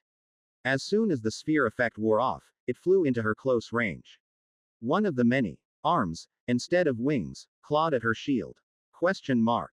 Grr. A morph's claws that touched the protective shield disappeared like ice cream melting. I fought him and injured him for the first time, but it is still too early to feel relieved. She quickly extended her left hand towards him. A huge scythe made of purple energy fell on the guy's head. The name of that scythe is Ripper's Hand. It is a psychic technique specialized for cutting heavily armored enemies, easily cutting through the front armor of a battleship. With this, I could easily break its carapace. Just as the scythe was about to cut the guy's head in two, the guy turned his head slightly to the side. The scythe disintegrated as soon as it collided with its asymmetrical horn. Horn of Galagon. I thought it only neutralized defensive techniques among psychic techniques, but I had no idea it could be applied in that way. Embarrassed, she tried to fight back, but he was one step faster.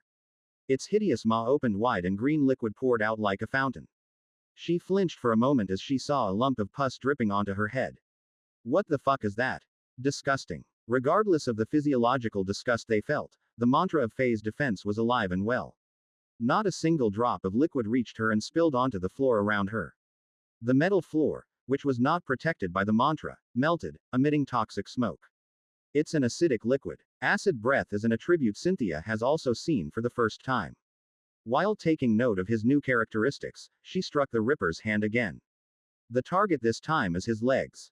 A purple scythe flies, cutting through the thick smoke. It spread its huge wings and flew backwards to avoid the attack. Good. I predicted that it would retreat. As soon as she fired the Ripper's hand, she threw the prepared color bomb at him. I tried to avoid it, but it was so big that I couldn't dodge it completely. The colored bomb hit its abdomen and destroyed part of its carapace. Question mark. Grr. Well done. That bastard. Amav's short groan and the voices of those cheering behind him rang out at the same time.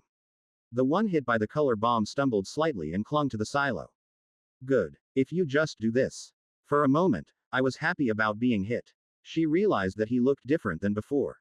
No, Mr. Demon. The pink creature I was holding on my chest suddenly disappeared. The moment she noticed that, the floor she was standing on began to shake violently.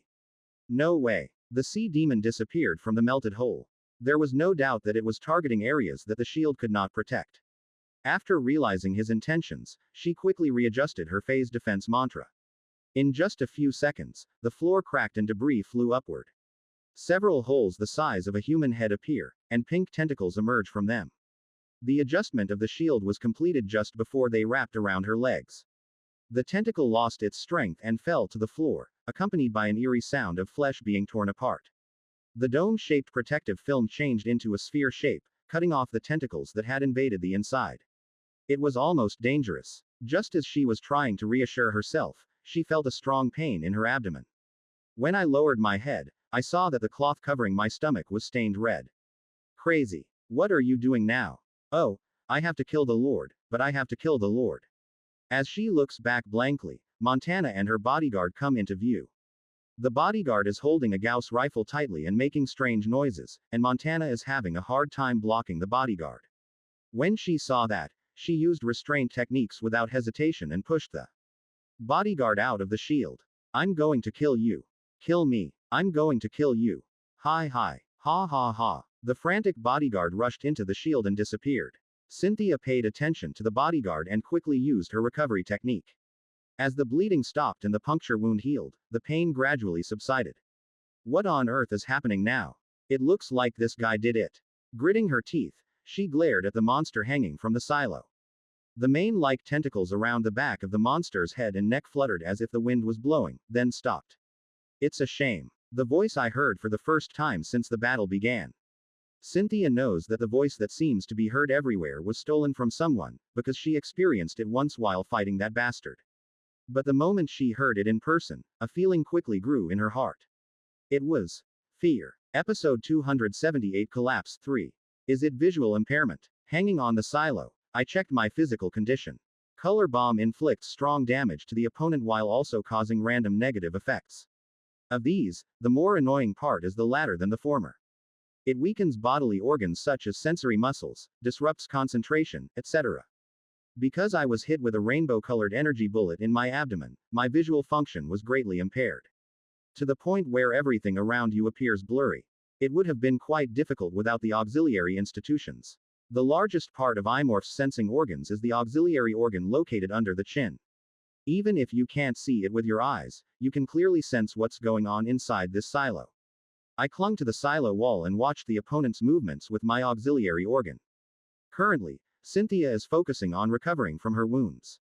The smell of blood flowing from the wound and the cold sweat flowing from the pain is getting weaker. In the meantime, I organized the important newly acquired information. I did some experiments while fighting her. I tried hitting it with my hand to see if it was only protecting against projectiles, and I also tried using the predatory leech hand to see if it could eat away the shield. As you can see, the result was a failure. In return, the fingers and the inside of the palm of one of his fighting arms were blown off. The next thing I tried was a joint operation with No. 26. The protective shield she installed is in the form of a dome laid on the floor. In that case, attacking through the floor would also be effective. I poured acid breath onto the shield. Cynthia thought I was trying to attack the shield, but in reality, I was trying to make a hole in the floor. Number 26 went downstairs safely, hiding from the toxic smoke generated when the floor melted. There, it struck the floor beneath the shield with its gigantic tentacles. Meanwhile, I wasn't playing either. I used Messenger of Chaos just in time for him to destroy the floor, and it sent one pirate into a frenzy.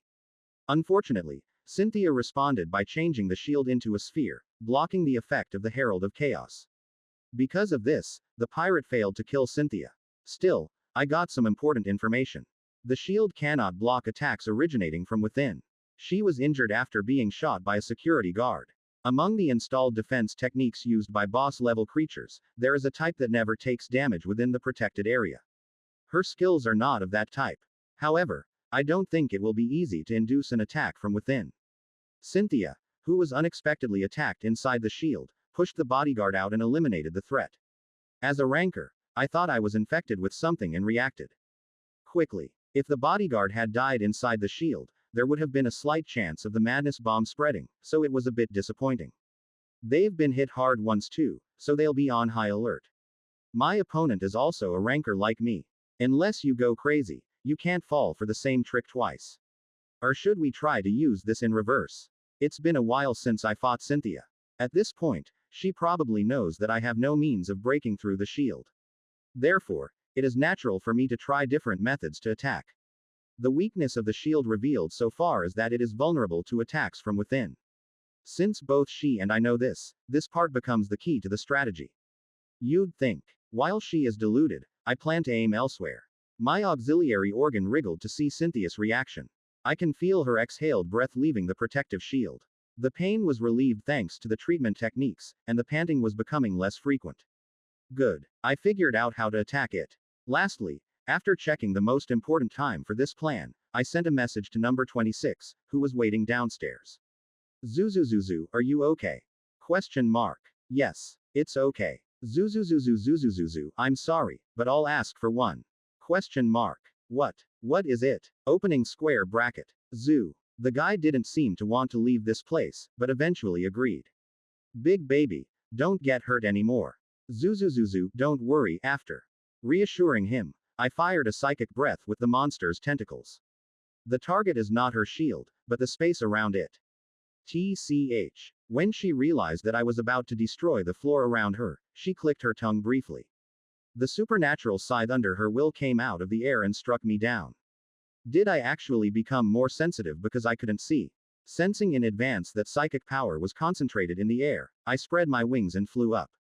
After easily dodging the Ripper's hand, I flew to the wall on the other side and tried to hang onto it. As I was flying through the center of the large silo, my body suddenly became heavier. I felt strong psychic power concentrated in Cynthia's left hand below. She grabbed me with binding and pulled my left arm back. My body jerked downward and collided with the floor. It didn't really hurt, but it didn't feel good. The biocannon on my back fired a cannonball filled with my annoyance. 2 explosive spores flew in a parabola and passed over the shield.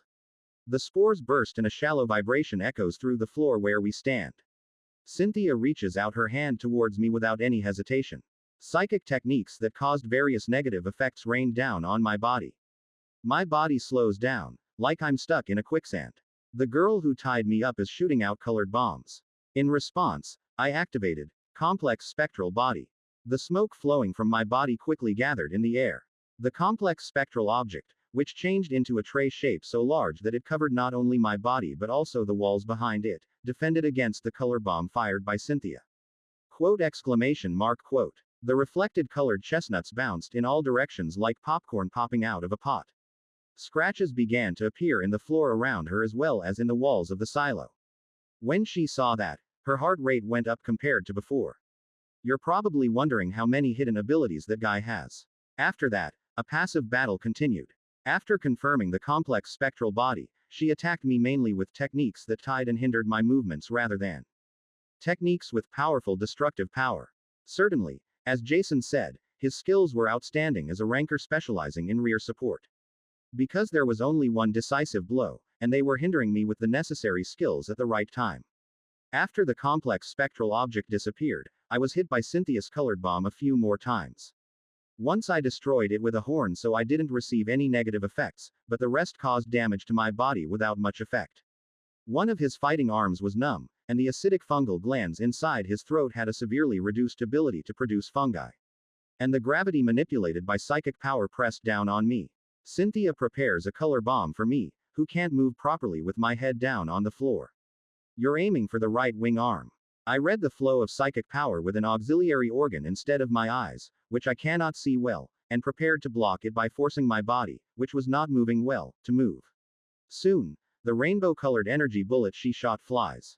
The colored bomb, which flew at breakneck speed with the intention of taking away my ability to fly, flew in a completely different direction instead of my wing arm. Shit. About 10 minutes into the fight, her attack missed for the first time. There was a deep sense of embarrassment in her short swear words. Meanwhile, I crawled out of the area of her gravity control. Behind me, she shot the color bomb again, but this time it flew in the wrong direction. Why like this? She lets out a question-filled complaint. Even though he wanted to think about why he kept going astray, it seemed like his head wasn't working properly. I know why she is like that. I kindly pointed behind her with the finger of my wing arm. She turns her head to follow the direction my finger points. The pirates behind them. Their talkativeness had drastically decreased from earlier, and their complexions were very pale. In particular, the pirate, who boasted a considerable size, was panting while squeezing his chest with his hands. No way. She turns her head and glares at me with bloodshot eyes. Her red eyes aren't just because of anger. The weapon I chose to pierce the protective shield she had spread was no different. The oxygen level in this fortress is falling in real time due to PS-111's operations. After an hour, there will not be a single human left inside this fortress who will be able to stand upright. Normally, each command center would have its own oxygen supply facility for such situations. But it's not working properly now. Because I came up destroying the headquarters, the amount of oxygen escaping outside was greater than the amount supplied inside. Now, more than 20 minutes have passed since it started releasing oxygen into space. It's time for her and the pirates to react. If you can't breathe, you die. It's the same with cults. In this respect, a morph is really good. Because you can last for a long time without breathing. Go inside, Mr. Montana. Are you sure that's okay? Instead of responding to me, she put the pirates behind her on the transport ship. A small amount of oxygen is supplied on board, so you can endure a little longer. Of course, Cynthia is an exception because she has to deal with me. As I was getting ready to fight again, she opened her mouth. I have something to say about number 5. It's surprising that she won't know that if she waits, the odds will be worse for her than for me. Has proper thinking become impossible? Looking at the non-stop cold sweat and unstable breathing, it was easy to see that she was in a very desperate situation. You might not know it from a game, but this is reality. There's no need to avoid it when we can talk. Right. It's not wrong, but there's no need to talk about it now. She and I were fighting to kill each other, and this conversation could give her a chance to fight back. Are you so immersed in Amov's life that you refuse to even talk to fellow humans? The moment I heard that, I paused without realizing it. Same human being. Yes. I don't think that's what you would say after hunting down other players. She is one of Jason's companions. They tried to enslave the Mother of Heaven and kill other players to steal their perks. That had something to do with why I asked to talk to you. What do you mean? I do not agree with their wishes at all. In fact, I didn't receive any special benefits. One of the things she said was something I also heard from Jason. Cynthia said that while working with Jason, she never tried to take advantage of it herself. In my experience, perks can only be taken away by directly killing the opponent. All of Muriel Jason's perks were also robbed in that manner. Such excuses mean nothing. It is true that you contributed to the death of another player. It was to achieve the goals of my faction. The reason I hung out with them was for intelligence. Spy. Cynthia put her hand near the chest of her clothes as if she had trouble breathing. 5th place. Isn't the reason you prey on others to see the end of evolution, that is, ascension? Okay. Since it wasn't anything to hide, I answered simply. Then she continued speaking in a more stable voice than before.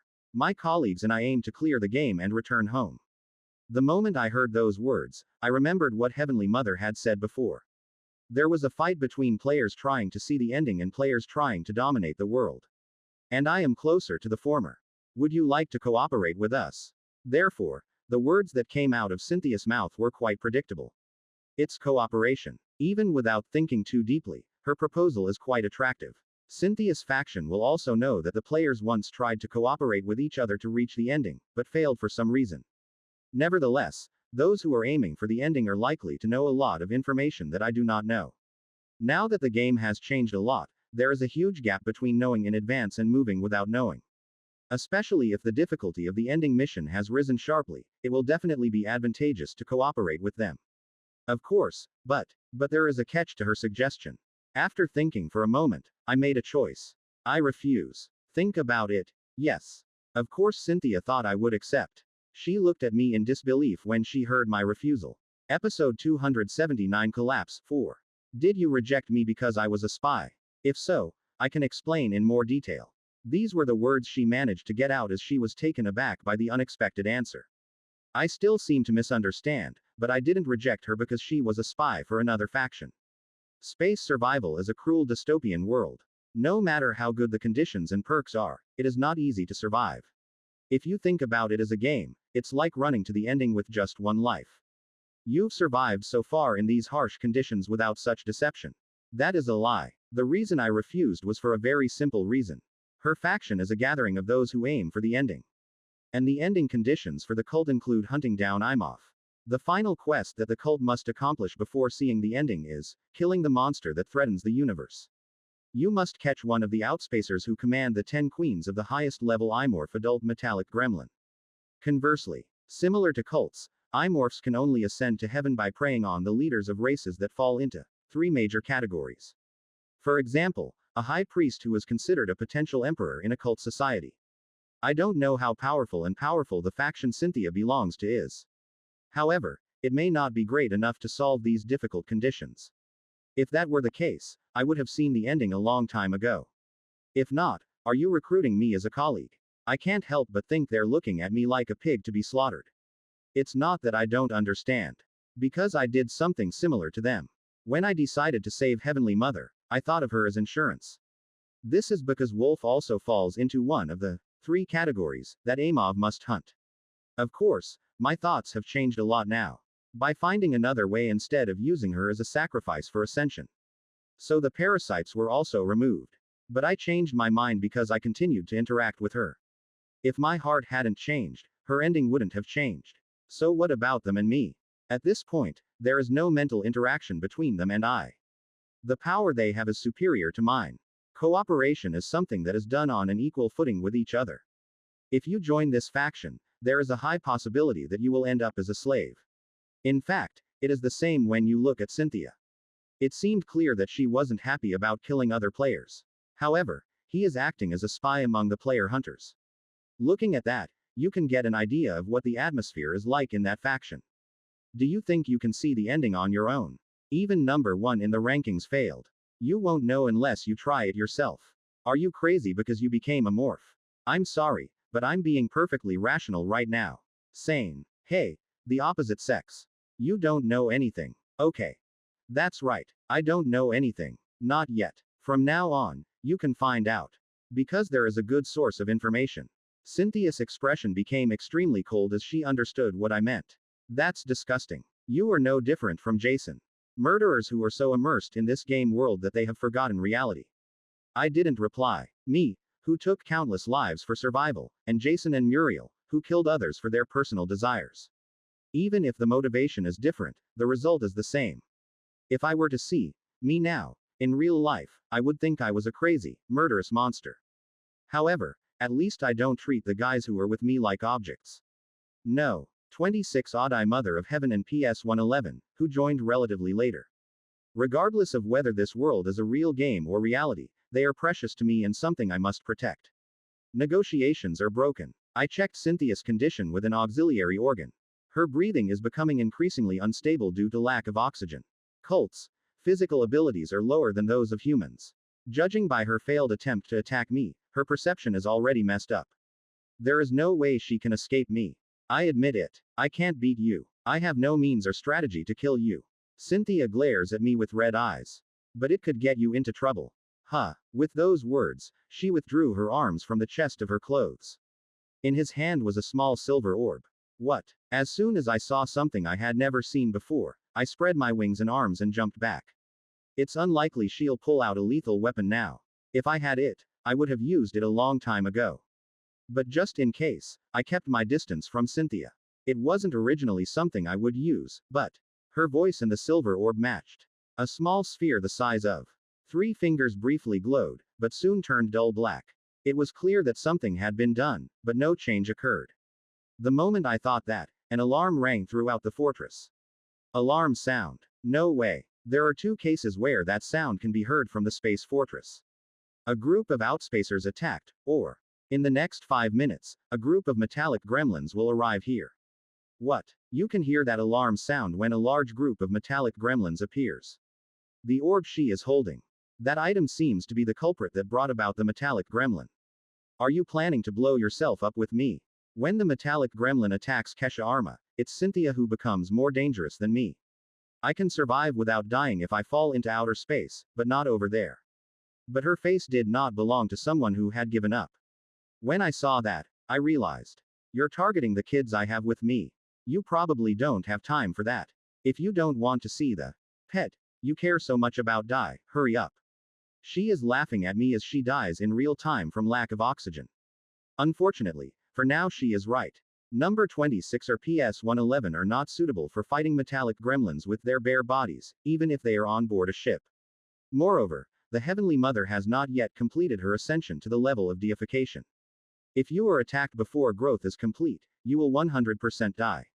In the end, I had no choice but to postpone catching Cynthia. But that doesn't mean I have any intention of just suffering like this. I poured out my psychic breath towards the floor that was not protected by the shield. Due to the continued battle, the floor that was barely holding on eventually collapsed.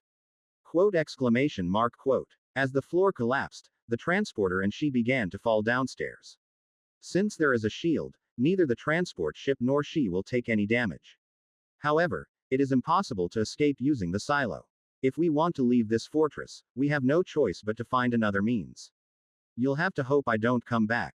I warned her, whose expression was completely distorted, and spread my wings. My body quickly ascended and flew up the long silo above the command center. As soon as the cold steel track ends, a sea of stars welcomes me. Below my feet, I see a panoramic view of Kesha Arma, a huge space building built by a cult. Originally, the city should be clearly visible thanks to the tempered glass. But now the entire fortress was covered with a shield wall in preparation for battle. The huge turrets at the bottom and top of the fortress were also moving diligently to prepare for the imminent enemy. One of the turrets, as big as my body, was aimed at me and moved up and down. Looking at the turret moving as if it was nodding, I could see who was in control. It's PS 111. The second command was destroyed by my hands, so there is no command authority. The first command is going to be busy because of number 26, which I sent away earlier. Because I asked you to go with Odd-I and occupy it. Mutants and madmen wandering everywhere, including Sea Demon and Galagon. The first command center will have a hard time stopping them. PS-111 may have taken advantage of this time to take control of the entire fortress, defense facilities. I left the rear to him and kept my eyes on the dark front. A black space where you don't know what will be at the end. A blue flame ignited there. It started as a small flame and grew so large that it spread over entire mountains and engulfed entire cities. After the wildly burning blue fire died down, what remained was not ash but countless particles. That thing that looked like raw rice scattered on black paper was a group of metallic gremlins. A large flock, probably numbering thousands or at least 10,000, is flying towards Kesha Arma. Dash. Damn it. Cynthia cursed inwardly. The plan was completely ruined because of Imoff, who was screwed until the end. The name of the orb used as a last resort is Orb of Savagery. It is an item that allows you to give orders to a specific monster when the conditions are met. This item, created by a space survival powerhouse in the past, was owned by Cynthia. It was to achieve the conditions of use of the product. I barely succeeded in taking control of a group of metallic gremlins. Because of that, she was willing to kill the player. But to be consumed like this. The relics that were supposed to be used for the great succession of the returned faction were wasted in vain. Originally, the Savage Orb was an object to be used by those who received guidance from the returned sect. While Cynthia waited at Kesha Arma, her colleagues were trying to get the rightful users of this item to come here. If he had waited a few more days, he or she would have followed the return party's lead and participated in the auction held at the fortress. At that time, Cynthia was scheduled to hand her the Savage Orb and take on the role of guiding her to find new artifacts. That was the scenario of the returning group, but it was ruined when they encountered an unexpected scalper. To reactivate the orb that has turned black, you must get your hands dirty again. Right now, the priority is to get out of here. The good news is that he chose to attack the metallic gremlin rather than her. It seemed like he cherished the sea demon he had with him. This is because when a tentacle is injured by her shield, it immediately retreats. Moreover, even when the word pet came out of her mouth, it was visible that she got upset. Dirty pervert. Anyway, thanks to him leaving, her life was extended a little longer. However, we cannot be completely reassured yet. He is the most infamous being in space survival. The number of metallic gremlins here is not small, but you never know. If he returns after slaughtering everyone, she will definitely be dead. If you want to survive, you must somehow escape this fortress. See Cynthia. Has he gone? Then a familiar voice called to her from behind. When I turned around, Montana and his bodyguard were getting off the transport ship. I'm not completely gone. Then what should I do? Who would have thought that this panicky, trembling man was the one who ruled the space fortress just a few tens of minutes ago? Cynthia said to the half-disappeared Montana. We'd better go to first command. The transport ship there will be fine. Okay. A great choice. Cynthia used a psychic skill that allowed Montana and the bodyguard to float in the air, then jumped down into the hole made by Imorph.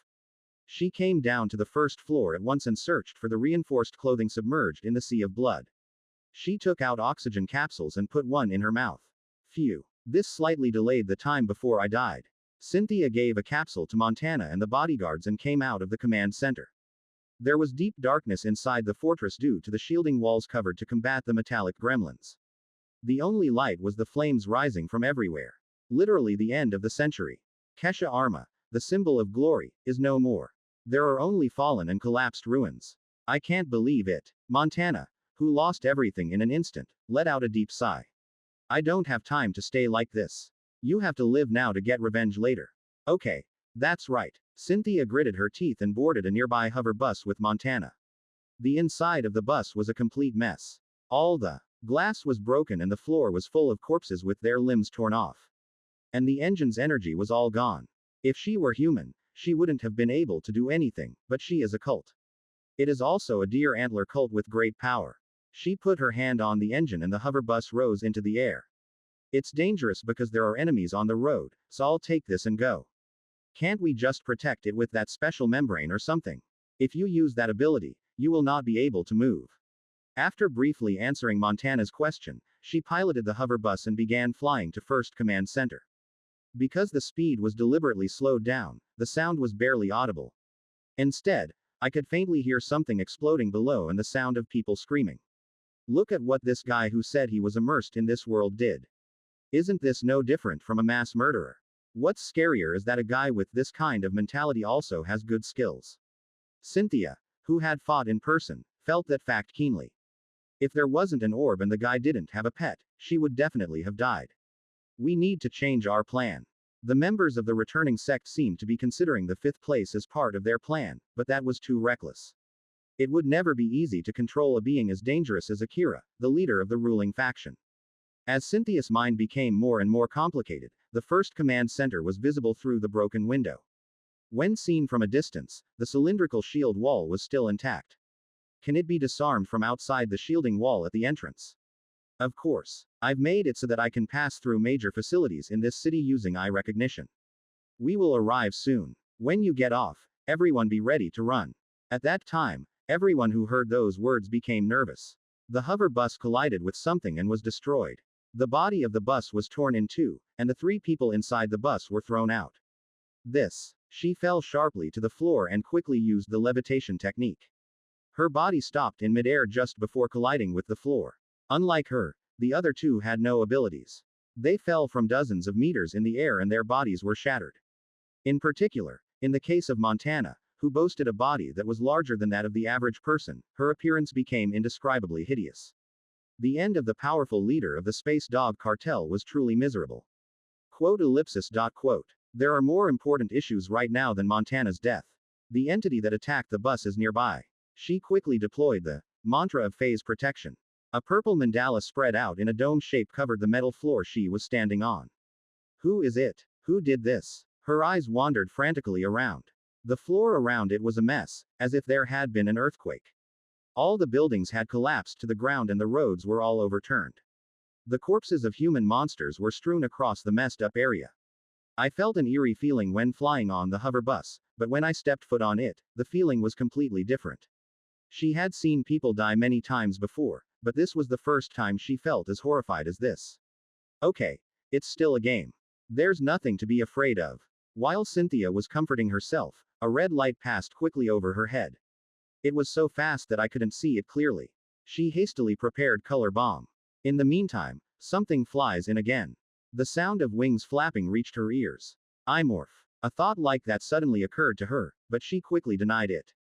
The sound it made when it flew around was louder than this. What flies is something smaller than that, and the sound of wings flapping rapidly grew louder. The red light got closer to her at incredible speed.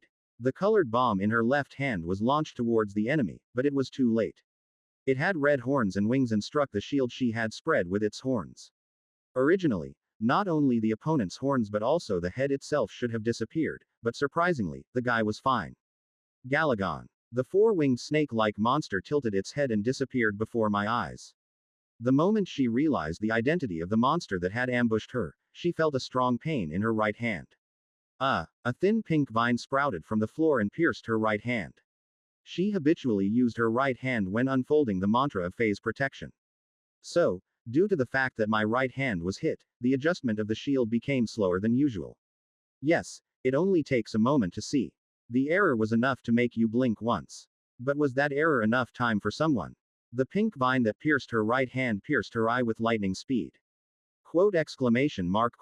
She tried to scream as the pain felt like a needle pricking the center of her eye. But the pain didn't last long. Cynthia thought that the world she was seeing was rapidly becoming darker.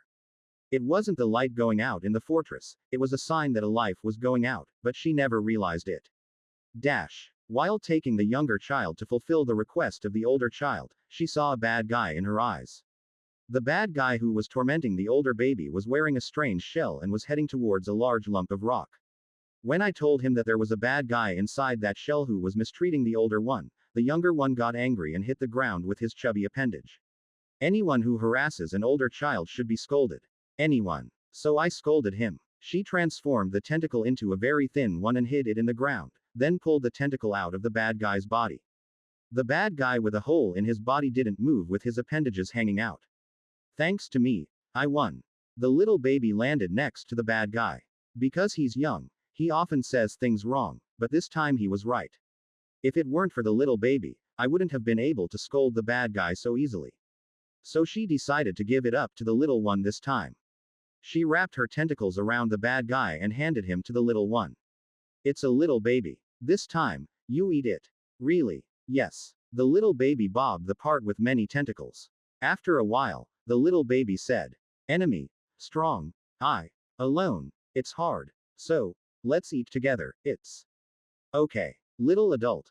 Strength. Thanks to you. I won. Big adult. Meal. I like doing it together. And I like it. The little baby said and gently pushed her tentacles away with the area where there were many tentacles. Even though she was young, seeing her proudly giving in made her feel good. So, I gently stroked the little baby with my tentacles, just like a big baby would. Question mark. Good job. Question mark. I don't like it. Don't do it. I liked it when my older child did it. She almost felt a little offended, but she held back. She's more of an adult than a little baby, so it's right to be patient at times like this. So the two started eating the food they hunted together. Question mark.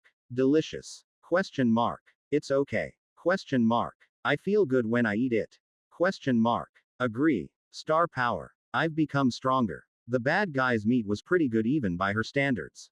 Every time she ate, her body felt full of strength.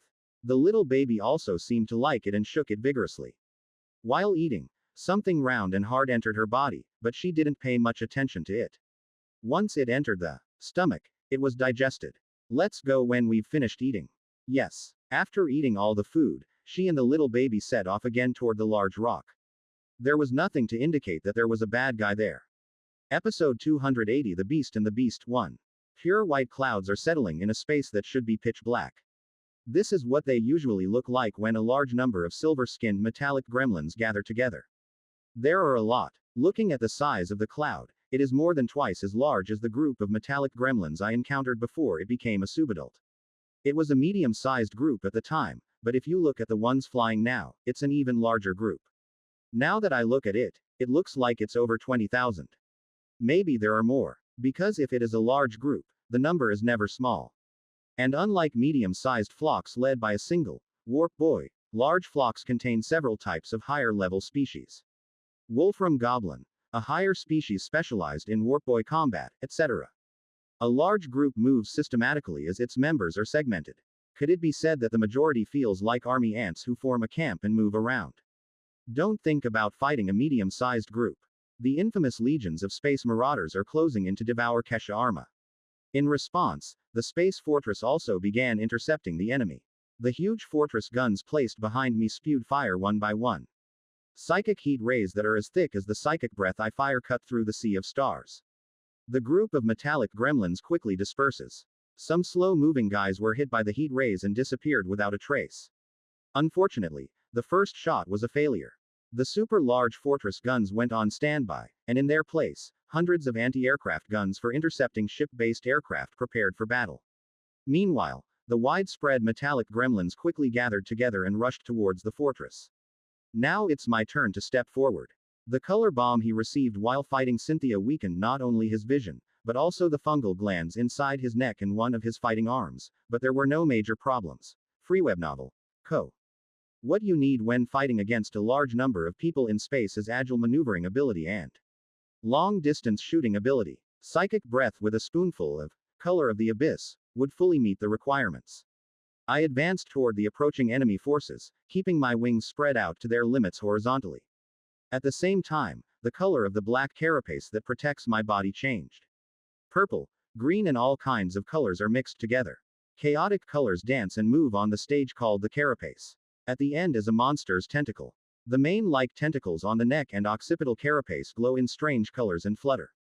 An ominous and indescribable force escaping from the tentacles condenses in front of my snout. The metallic gremlins, whose distance from me is gradually narrowing, have not yet sensed the crisis.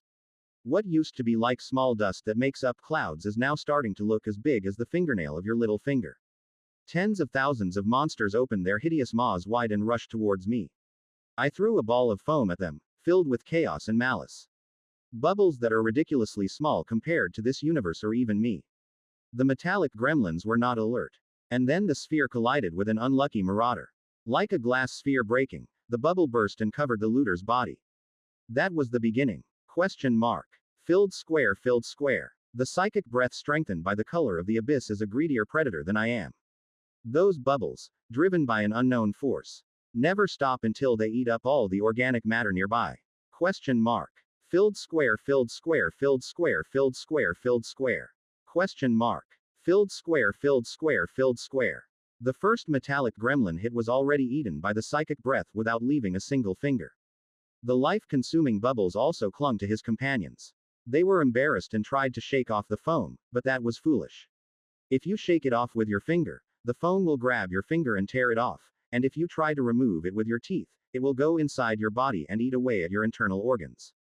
The number of victims that started with one animal soon increased to dozens or hundreds. Then, the bodies of those suffering from the bubbles began to glow blue. It's Warp Boy. Warp Boy is trying to send his bubble-covered compatriots to another space with his unique technology, War Guide. My auxiliary organs detected strong energy flowing from the bodies of two Warp Boys in the distance. I immediately fired a regular psychic breath in that direction. A huge purple flame filled the empty, weightless world. One Warp Boy who was preparing for faster-than-light sailing cancelled his War Guide and quickly dodged to the side. Thanks to his quick judgment of the situation, he was able to survive. The other one could not escape and was oxidized along with the rest of his compatriots in the dragon's breath. However, thanks to his sacrifice, the metallic gremlins that were hit by the bubbles disappeared somewhere far away so that I couldn't detect them. Question mark. Filled square, filled square, filled square, filled square. Question mark. Filled square, filled square, filled square. Their camp changed quickly as if they were avoiding the fortress guns. This time, it was similar to a net laid to catch fish. By widening the gap between entities, we have built a network that can surround the fortress at the same time. This is why large groups are so annoying. Just as the leader of a medium group is a Warp Boy, a large group also has an individual in charge of command. Tatabos. Tatabos specializes in supporting the group as it continuously secretes special substances that strengthen its allies. Also, since it is an individual that commands tens of thousands of animals, its intelligence is quite high. We have to find him as quickly as possible. You never know when Cynthia inside the fortress might escape. They destroyed the silo to prevent the transport ship from launching, so they should be looking for another way by now. It is not only impossible to catch and kill tens of thousands of metallic gremlins one by one, but it also takes a long time. The only way is to hit the enemy's head and disintegrate it. I fired an enhanced psychic breath at the scattered guys. Those who saw the breath flying in the form of bubbles quickly dispersed. Whenever the camp changes drastically, he will show up too. In the game, Tatabos hides among his compatriots to protect himself during battle. To take him out, we have to break up the group like we are doing now. While the auxiliary agency was looking for the Titarbos that emits fine substances, they also prepared a counterattack. Individuals that were 3 times larger than regular metallic gremlins and had both arms dyed black appeared in front. The name of that big monster is Wolfram Goblin. When they raised their black arms, a rock-like object was launched from the end. The breath I fired exploded after being hit by a chunk of rock that flew in the middle. Tisk. Wolfram Goblin is a superior species of metallic gremlin and is responsible for long-distance control during war. That chunk of rock that was just launched is the excrement they digested after eating the ship. The rocks they shoot are made of metal that has hardened through a special chemical reaction, so they are very hard and contain many microorganisms that corrode the metal. It doesn't matter to me, but it's still annoying. As Tatabos responded smartly, the strengthened psychic breath was neutralized. They seemed to be planning to win the game in close combat, so they increased their flying speed as much as possible. As a monster that eats ships, the metallic gremlin also has hard and sharp teeth. Even if you get bitten by just 1 or 2, it will only cause a scratch, but if you get bitten by tens of thousands, it's a different story. Even if they stick to me and chew me just once, I'm bound to get quite a few injuries. And you also have to take care of the fort behind you. Currently, they have set up a siege camp targeting me and the fortress. Those who returned to the rear also began fighting against the fortress's defenses. I need to use that. The trait, Bone Beast, transforms my body into a huge monster. It was a card I had been saving in case something unexpected happened while conquering the fortress. Now is the time to write. A horde of metallic gremlins attacks me. It had no eyes or nose and its ugly mouth, reminiscent of a lamprey, stuck to the carapace like a sucker. They clung to me like hungry mosquitoes with their teeth sunk into my body. I caught some of them hanging on their backs with my fighting arms. When the predatory leech's hand effect was activated, its body shrunk like a mummy. As I repeated the same action over and over again, the wounds on my carapace increased. Even after seeing their compatriot turned into a mummy right next to them, they continued to chew on me relentlessly. If I do that, I guess they believe that one day I will die. But that's wrong. Good. Absorbing a large amount of energy made me feel like my stomach was full without me even realizing it. Feeling that feeling, I activated the bone beast. Question mark, exclamation mark, question mark. Question mark. Filled square, question mark, exclamation mark, question mark. It is said that if you apply force to the area where the mosquito is sucking blood, the blood will rush out at once and the mosquito will explode. I've never actually tried it, so I don't know what the sight was like, but I felt like I knew the feeling. Because that's what the metallic gremlins that were clinging to my body were like right now. My body, which was about 25 meters tall, grows rapidly. Carapace thickness, tail length, wings and arms, head, carapace, tentacles. All elements that make up imorph are magnified several times. Question mark. Filled square, Seeing me changing, they try to retreat. I completed the change in an instant and caught those who were trying to run away. No, the expression, caught, is not appropriate. The erosion tentacles sticking out from my back just struck the air like I was waving my palm at a flying insect. However, the destructive power created by the erosion tentacle, which was 3 meters thick, was truly enormous.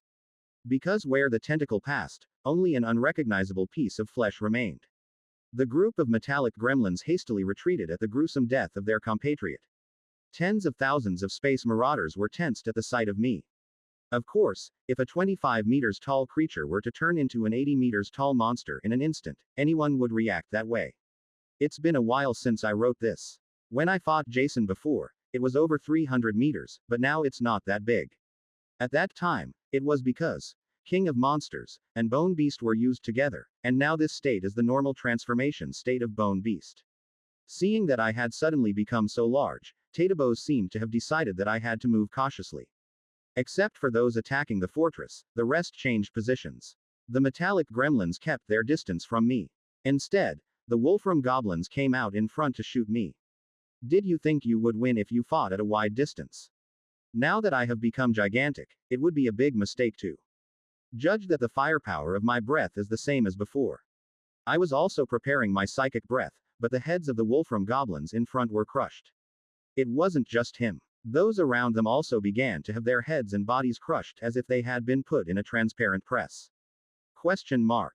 Filled square, Question mark. Filled square, This. While the confused Wolfram goblins were shouting and retreating, something small flew next to me. You look like you're having a hard time. Would you like me to help you? The owner of the amber eyes, with conflicting emotions of playfulness and warlike intent, sent a wave of thought to me. Why does it sound so welcoming even though I've only seen it for a few hours? I answered her briefly. Zuzu, does this look difficult? Didn't you use Bone Beast because it was difficult? Since it wasn't a mistake, I changed the topic. Zuzu,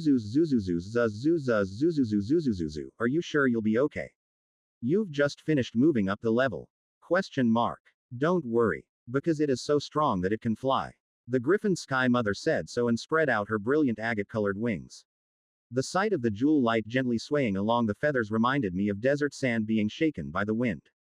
Those wings with a mysterious atmosphere that had never existed before were proof that one had reached the advanced level of deification. I'm glad. If you have her by your side, you will never lose. I'm a little worried about whether she'll be able to use her newly acquired powers well, but I'm sure she'll adapt quickly. I flicked my giant head carapace and turned my attention to the metallic gremlins. They were perplexed when they saw their new enemy, but they did not retreat. It's a good attitude, but a leader who is responsible for the lives of many people must also know how to step down when necessary. The monster's tentacles spewed flames again at those who made a foolish decision. Now it's the second round.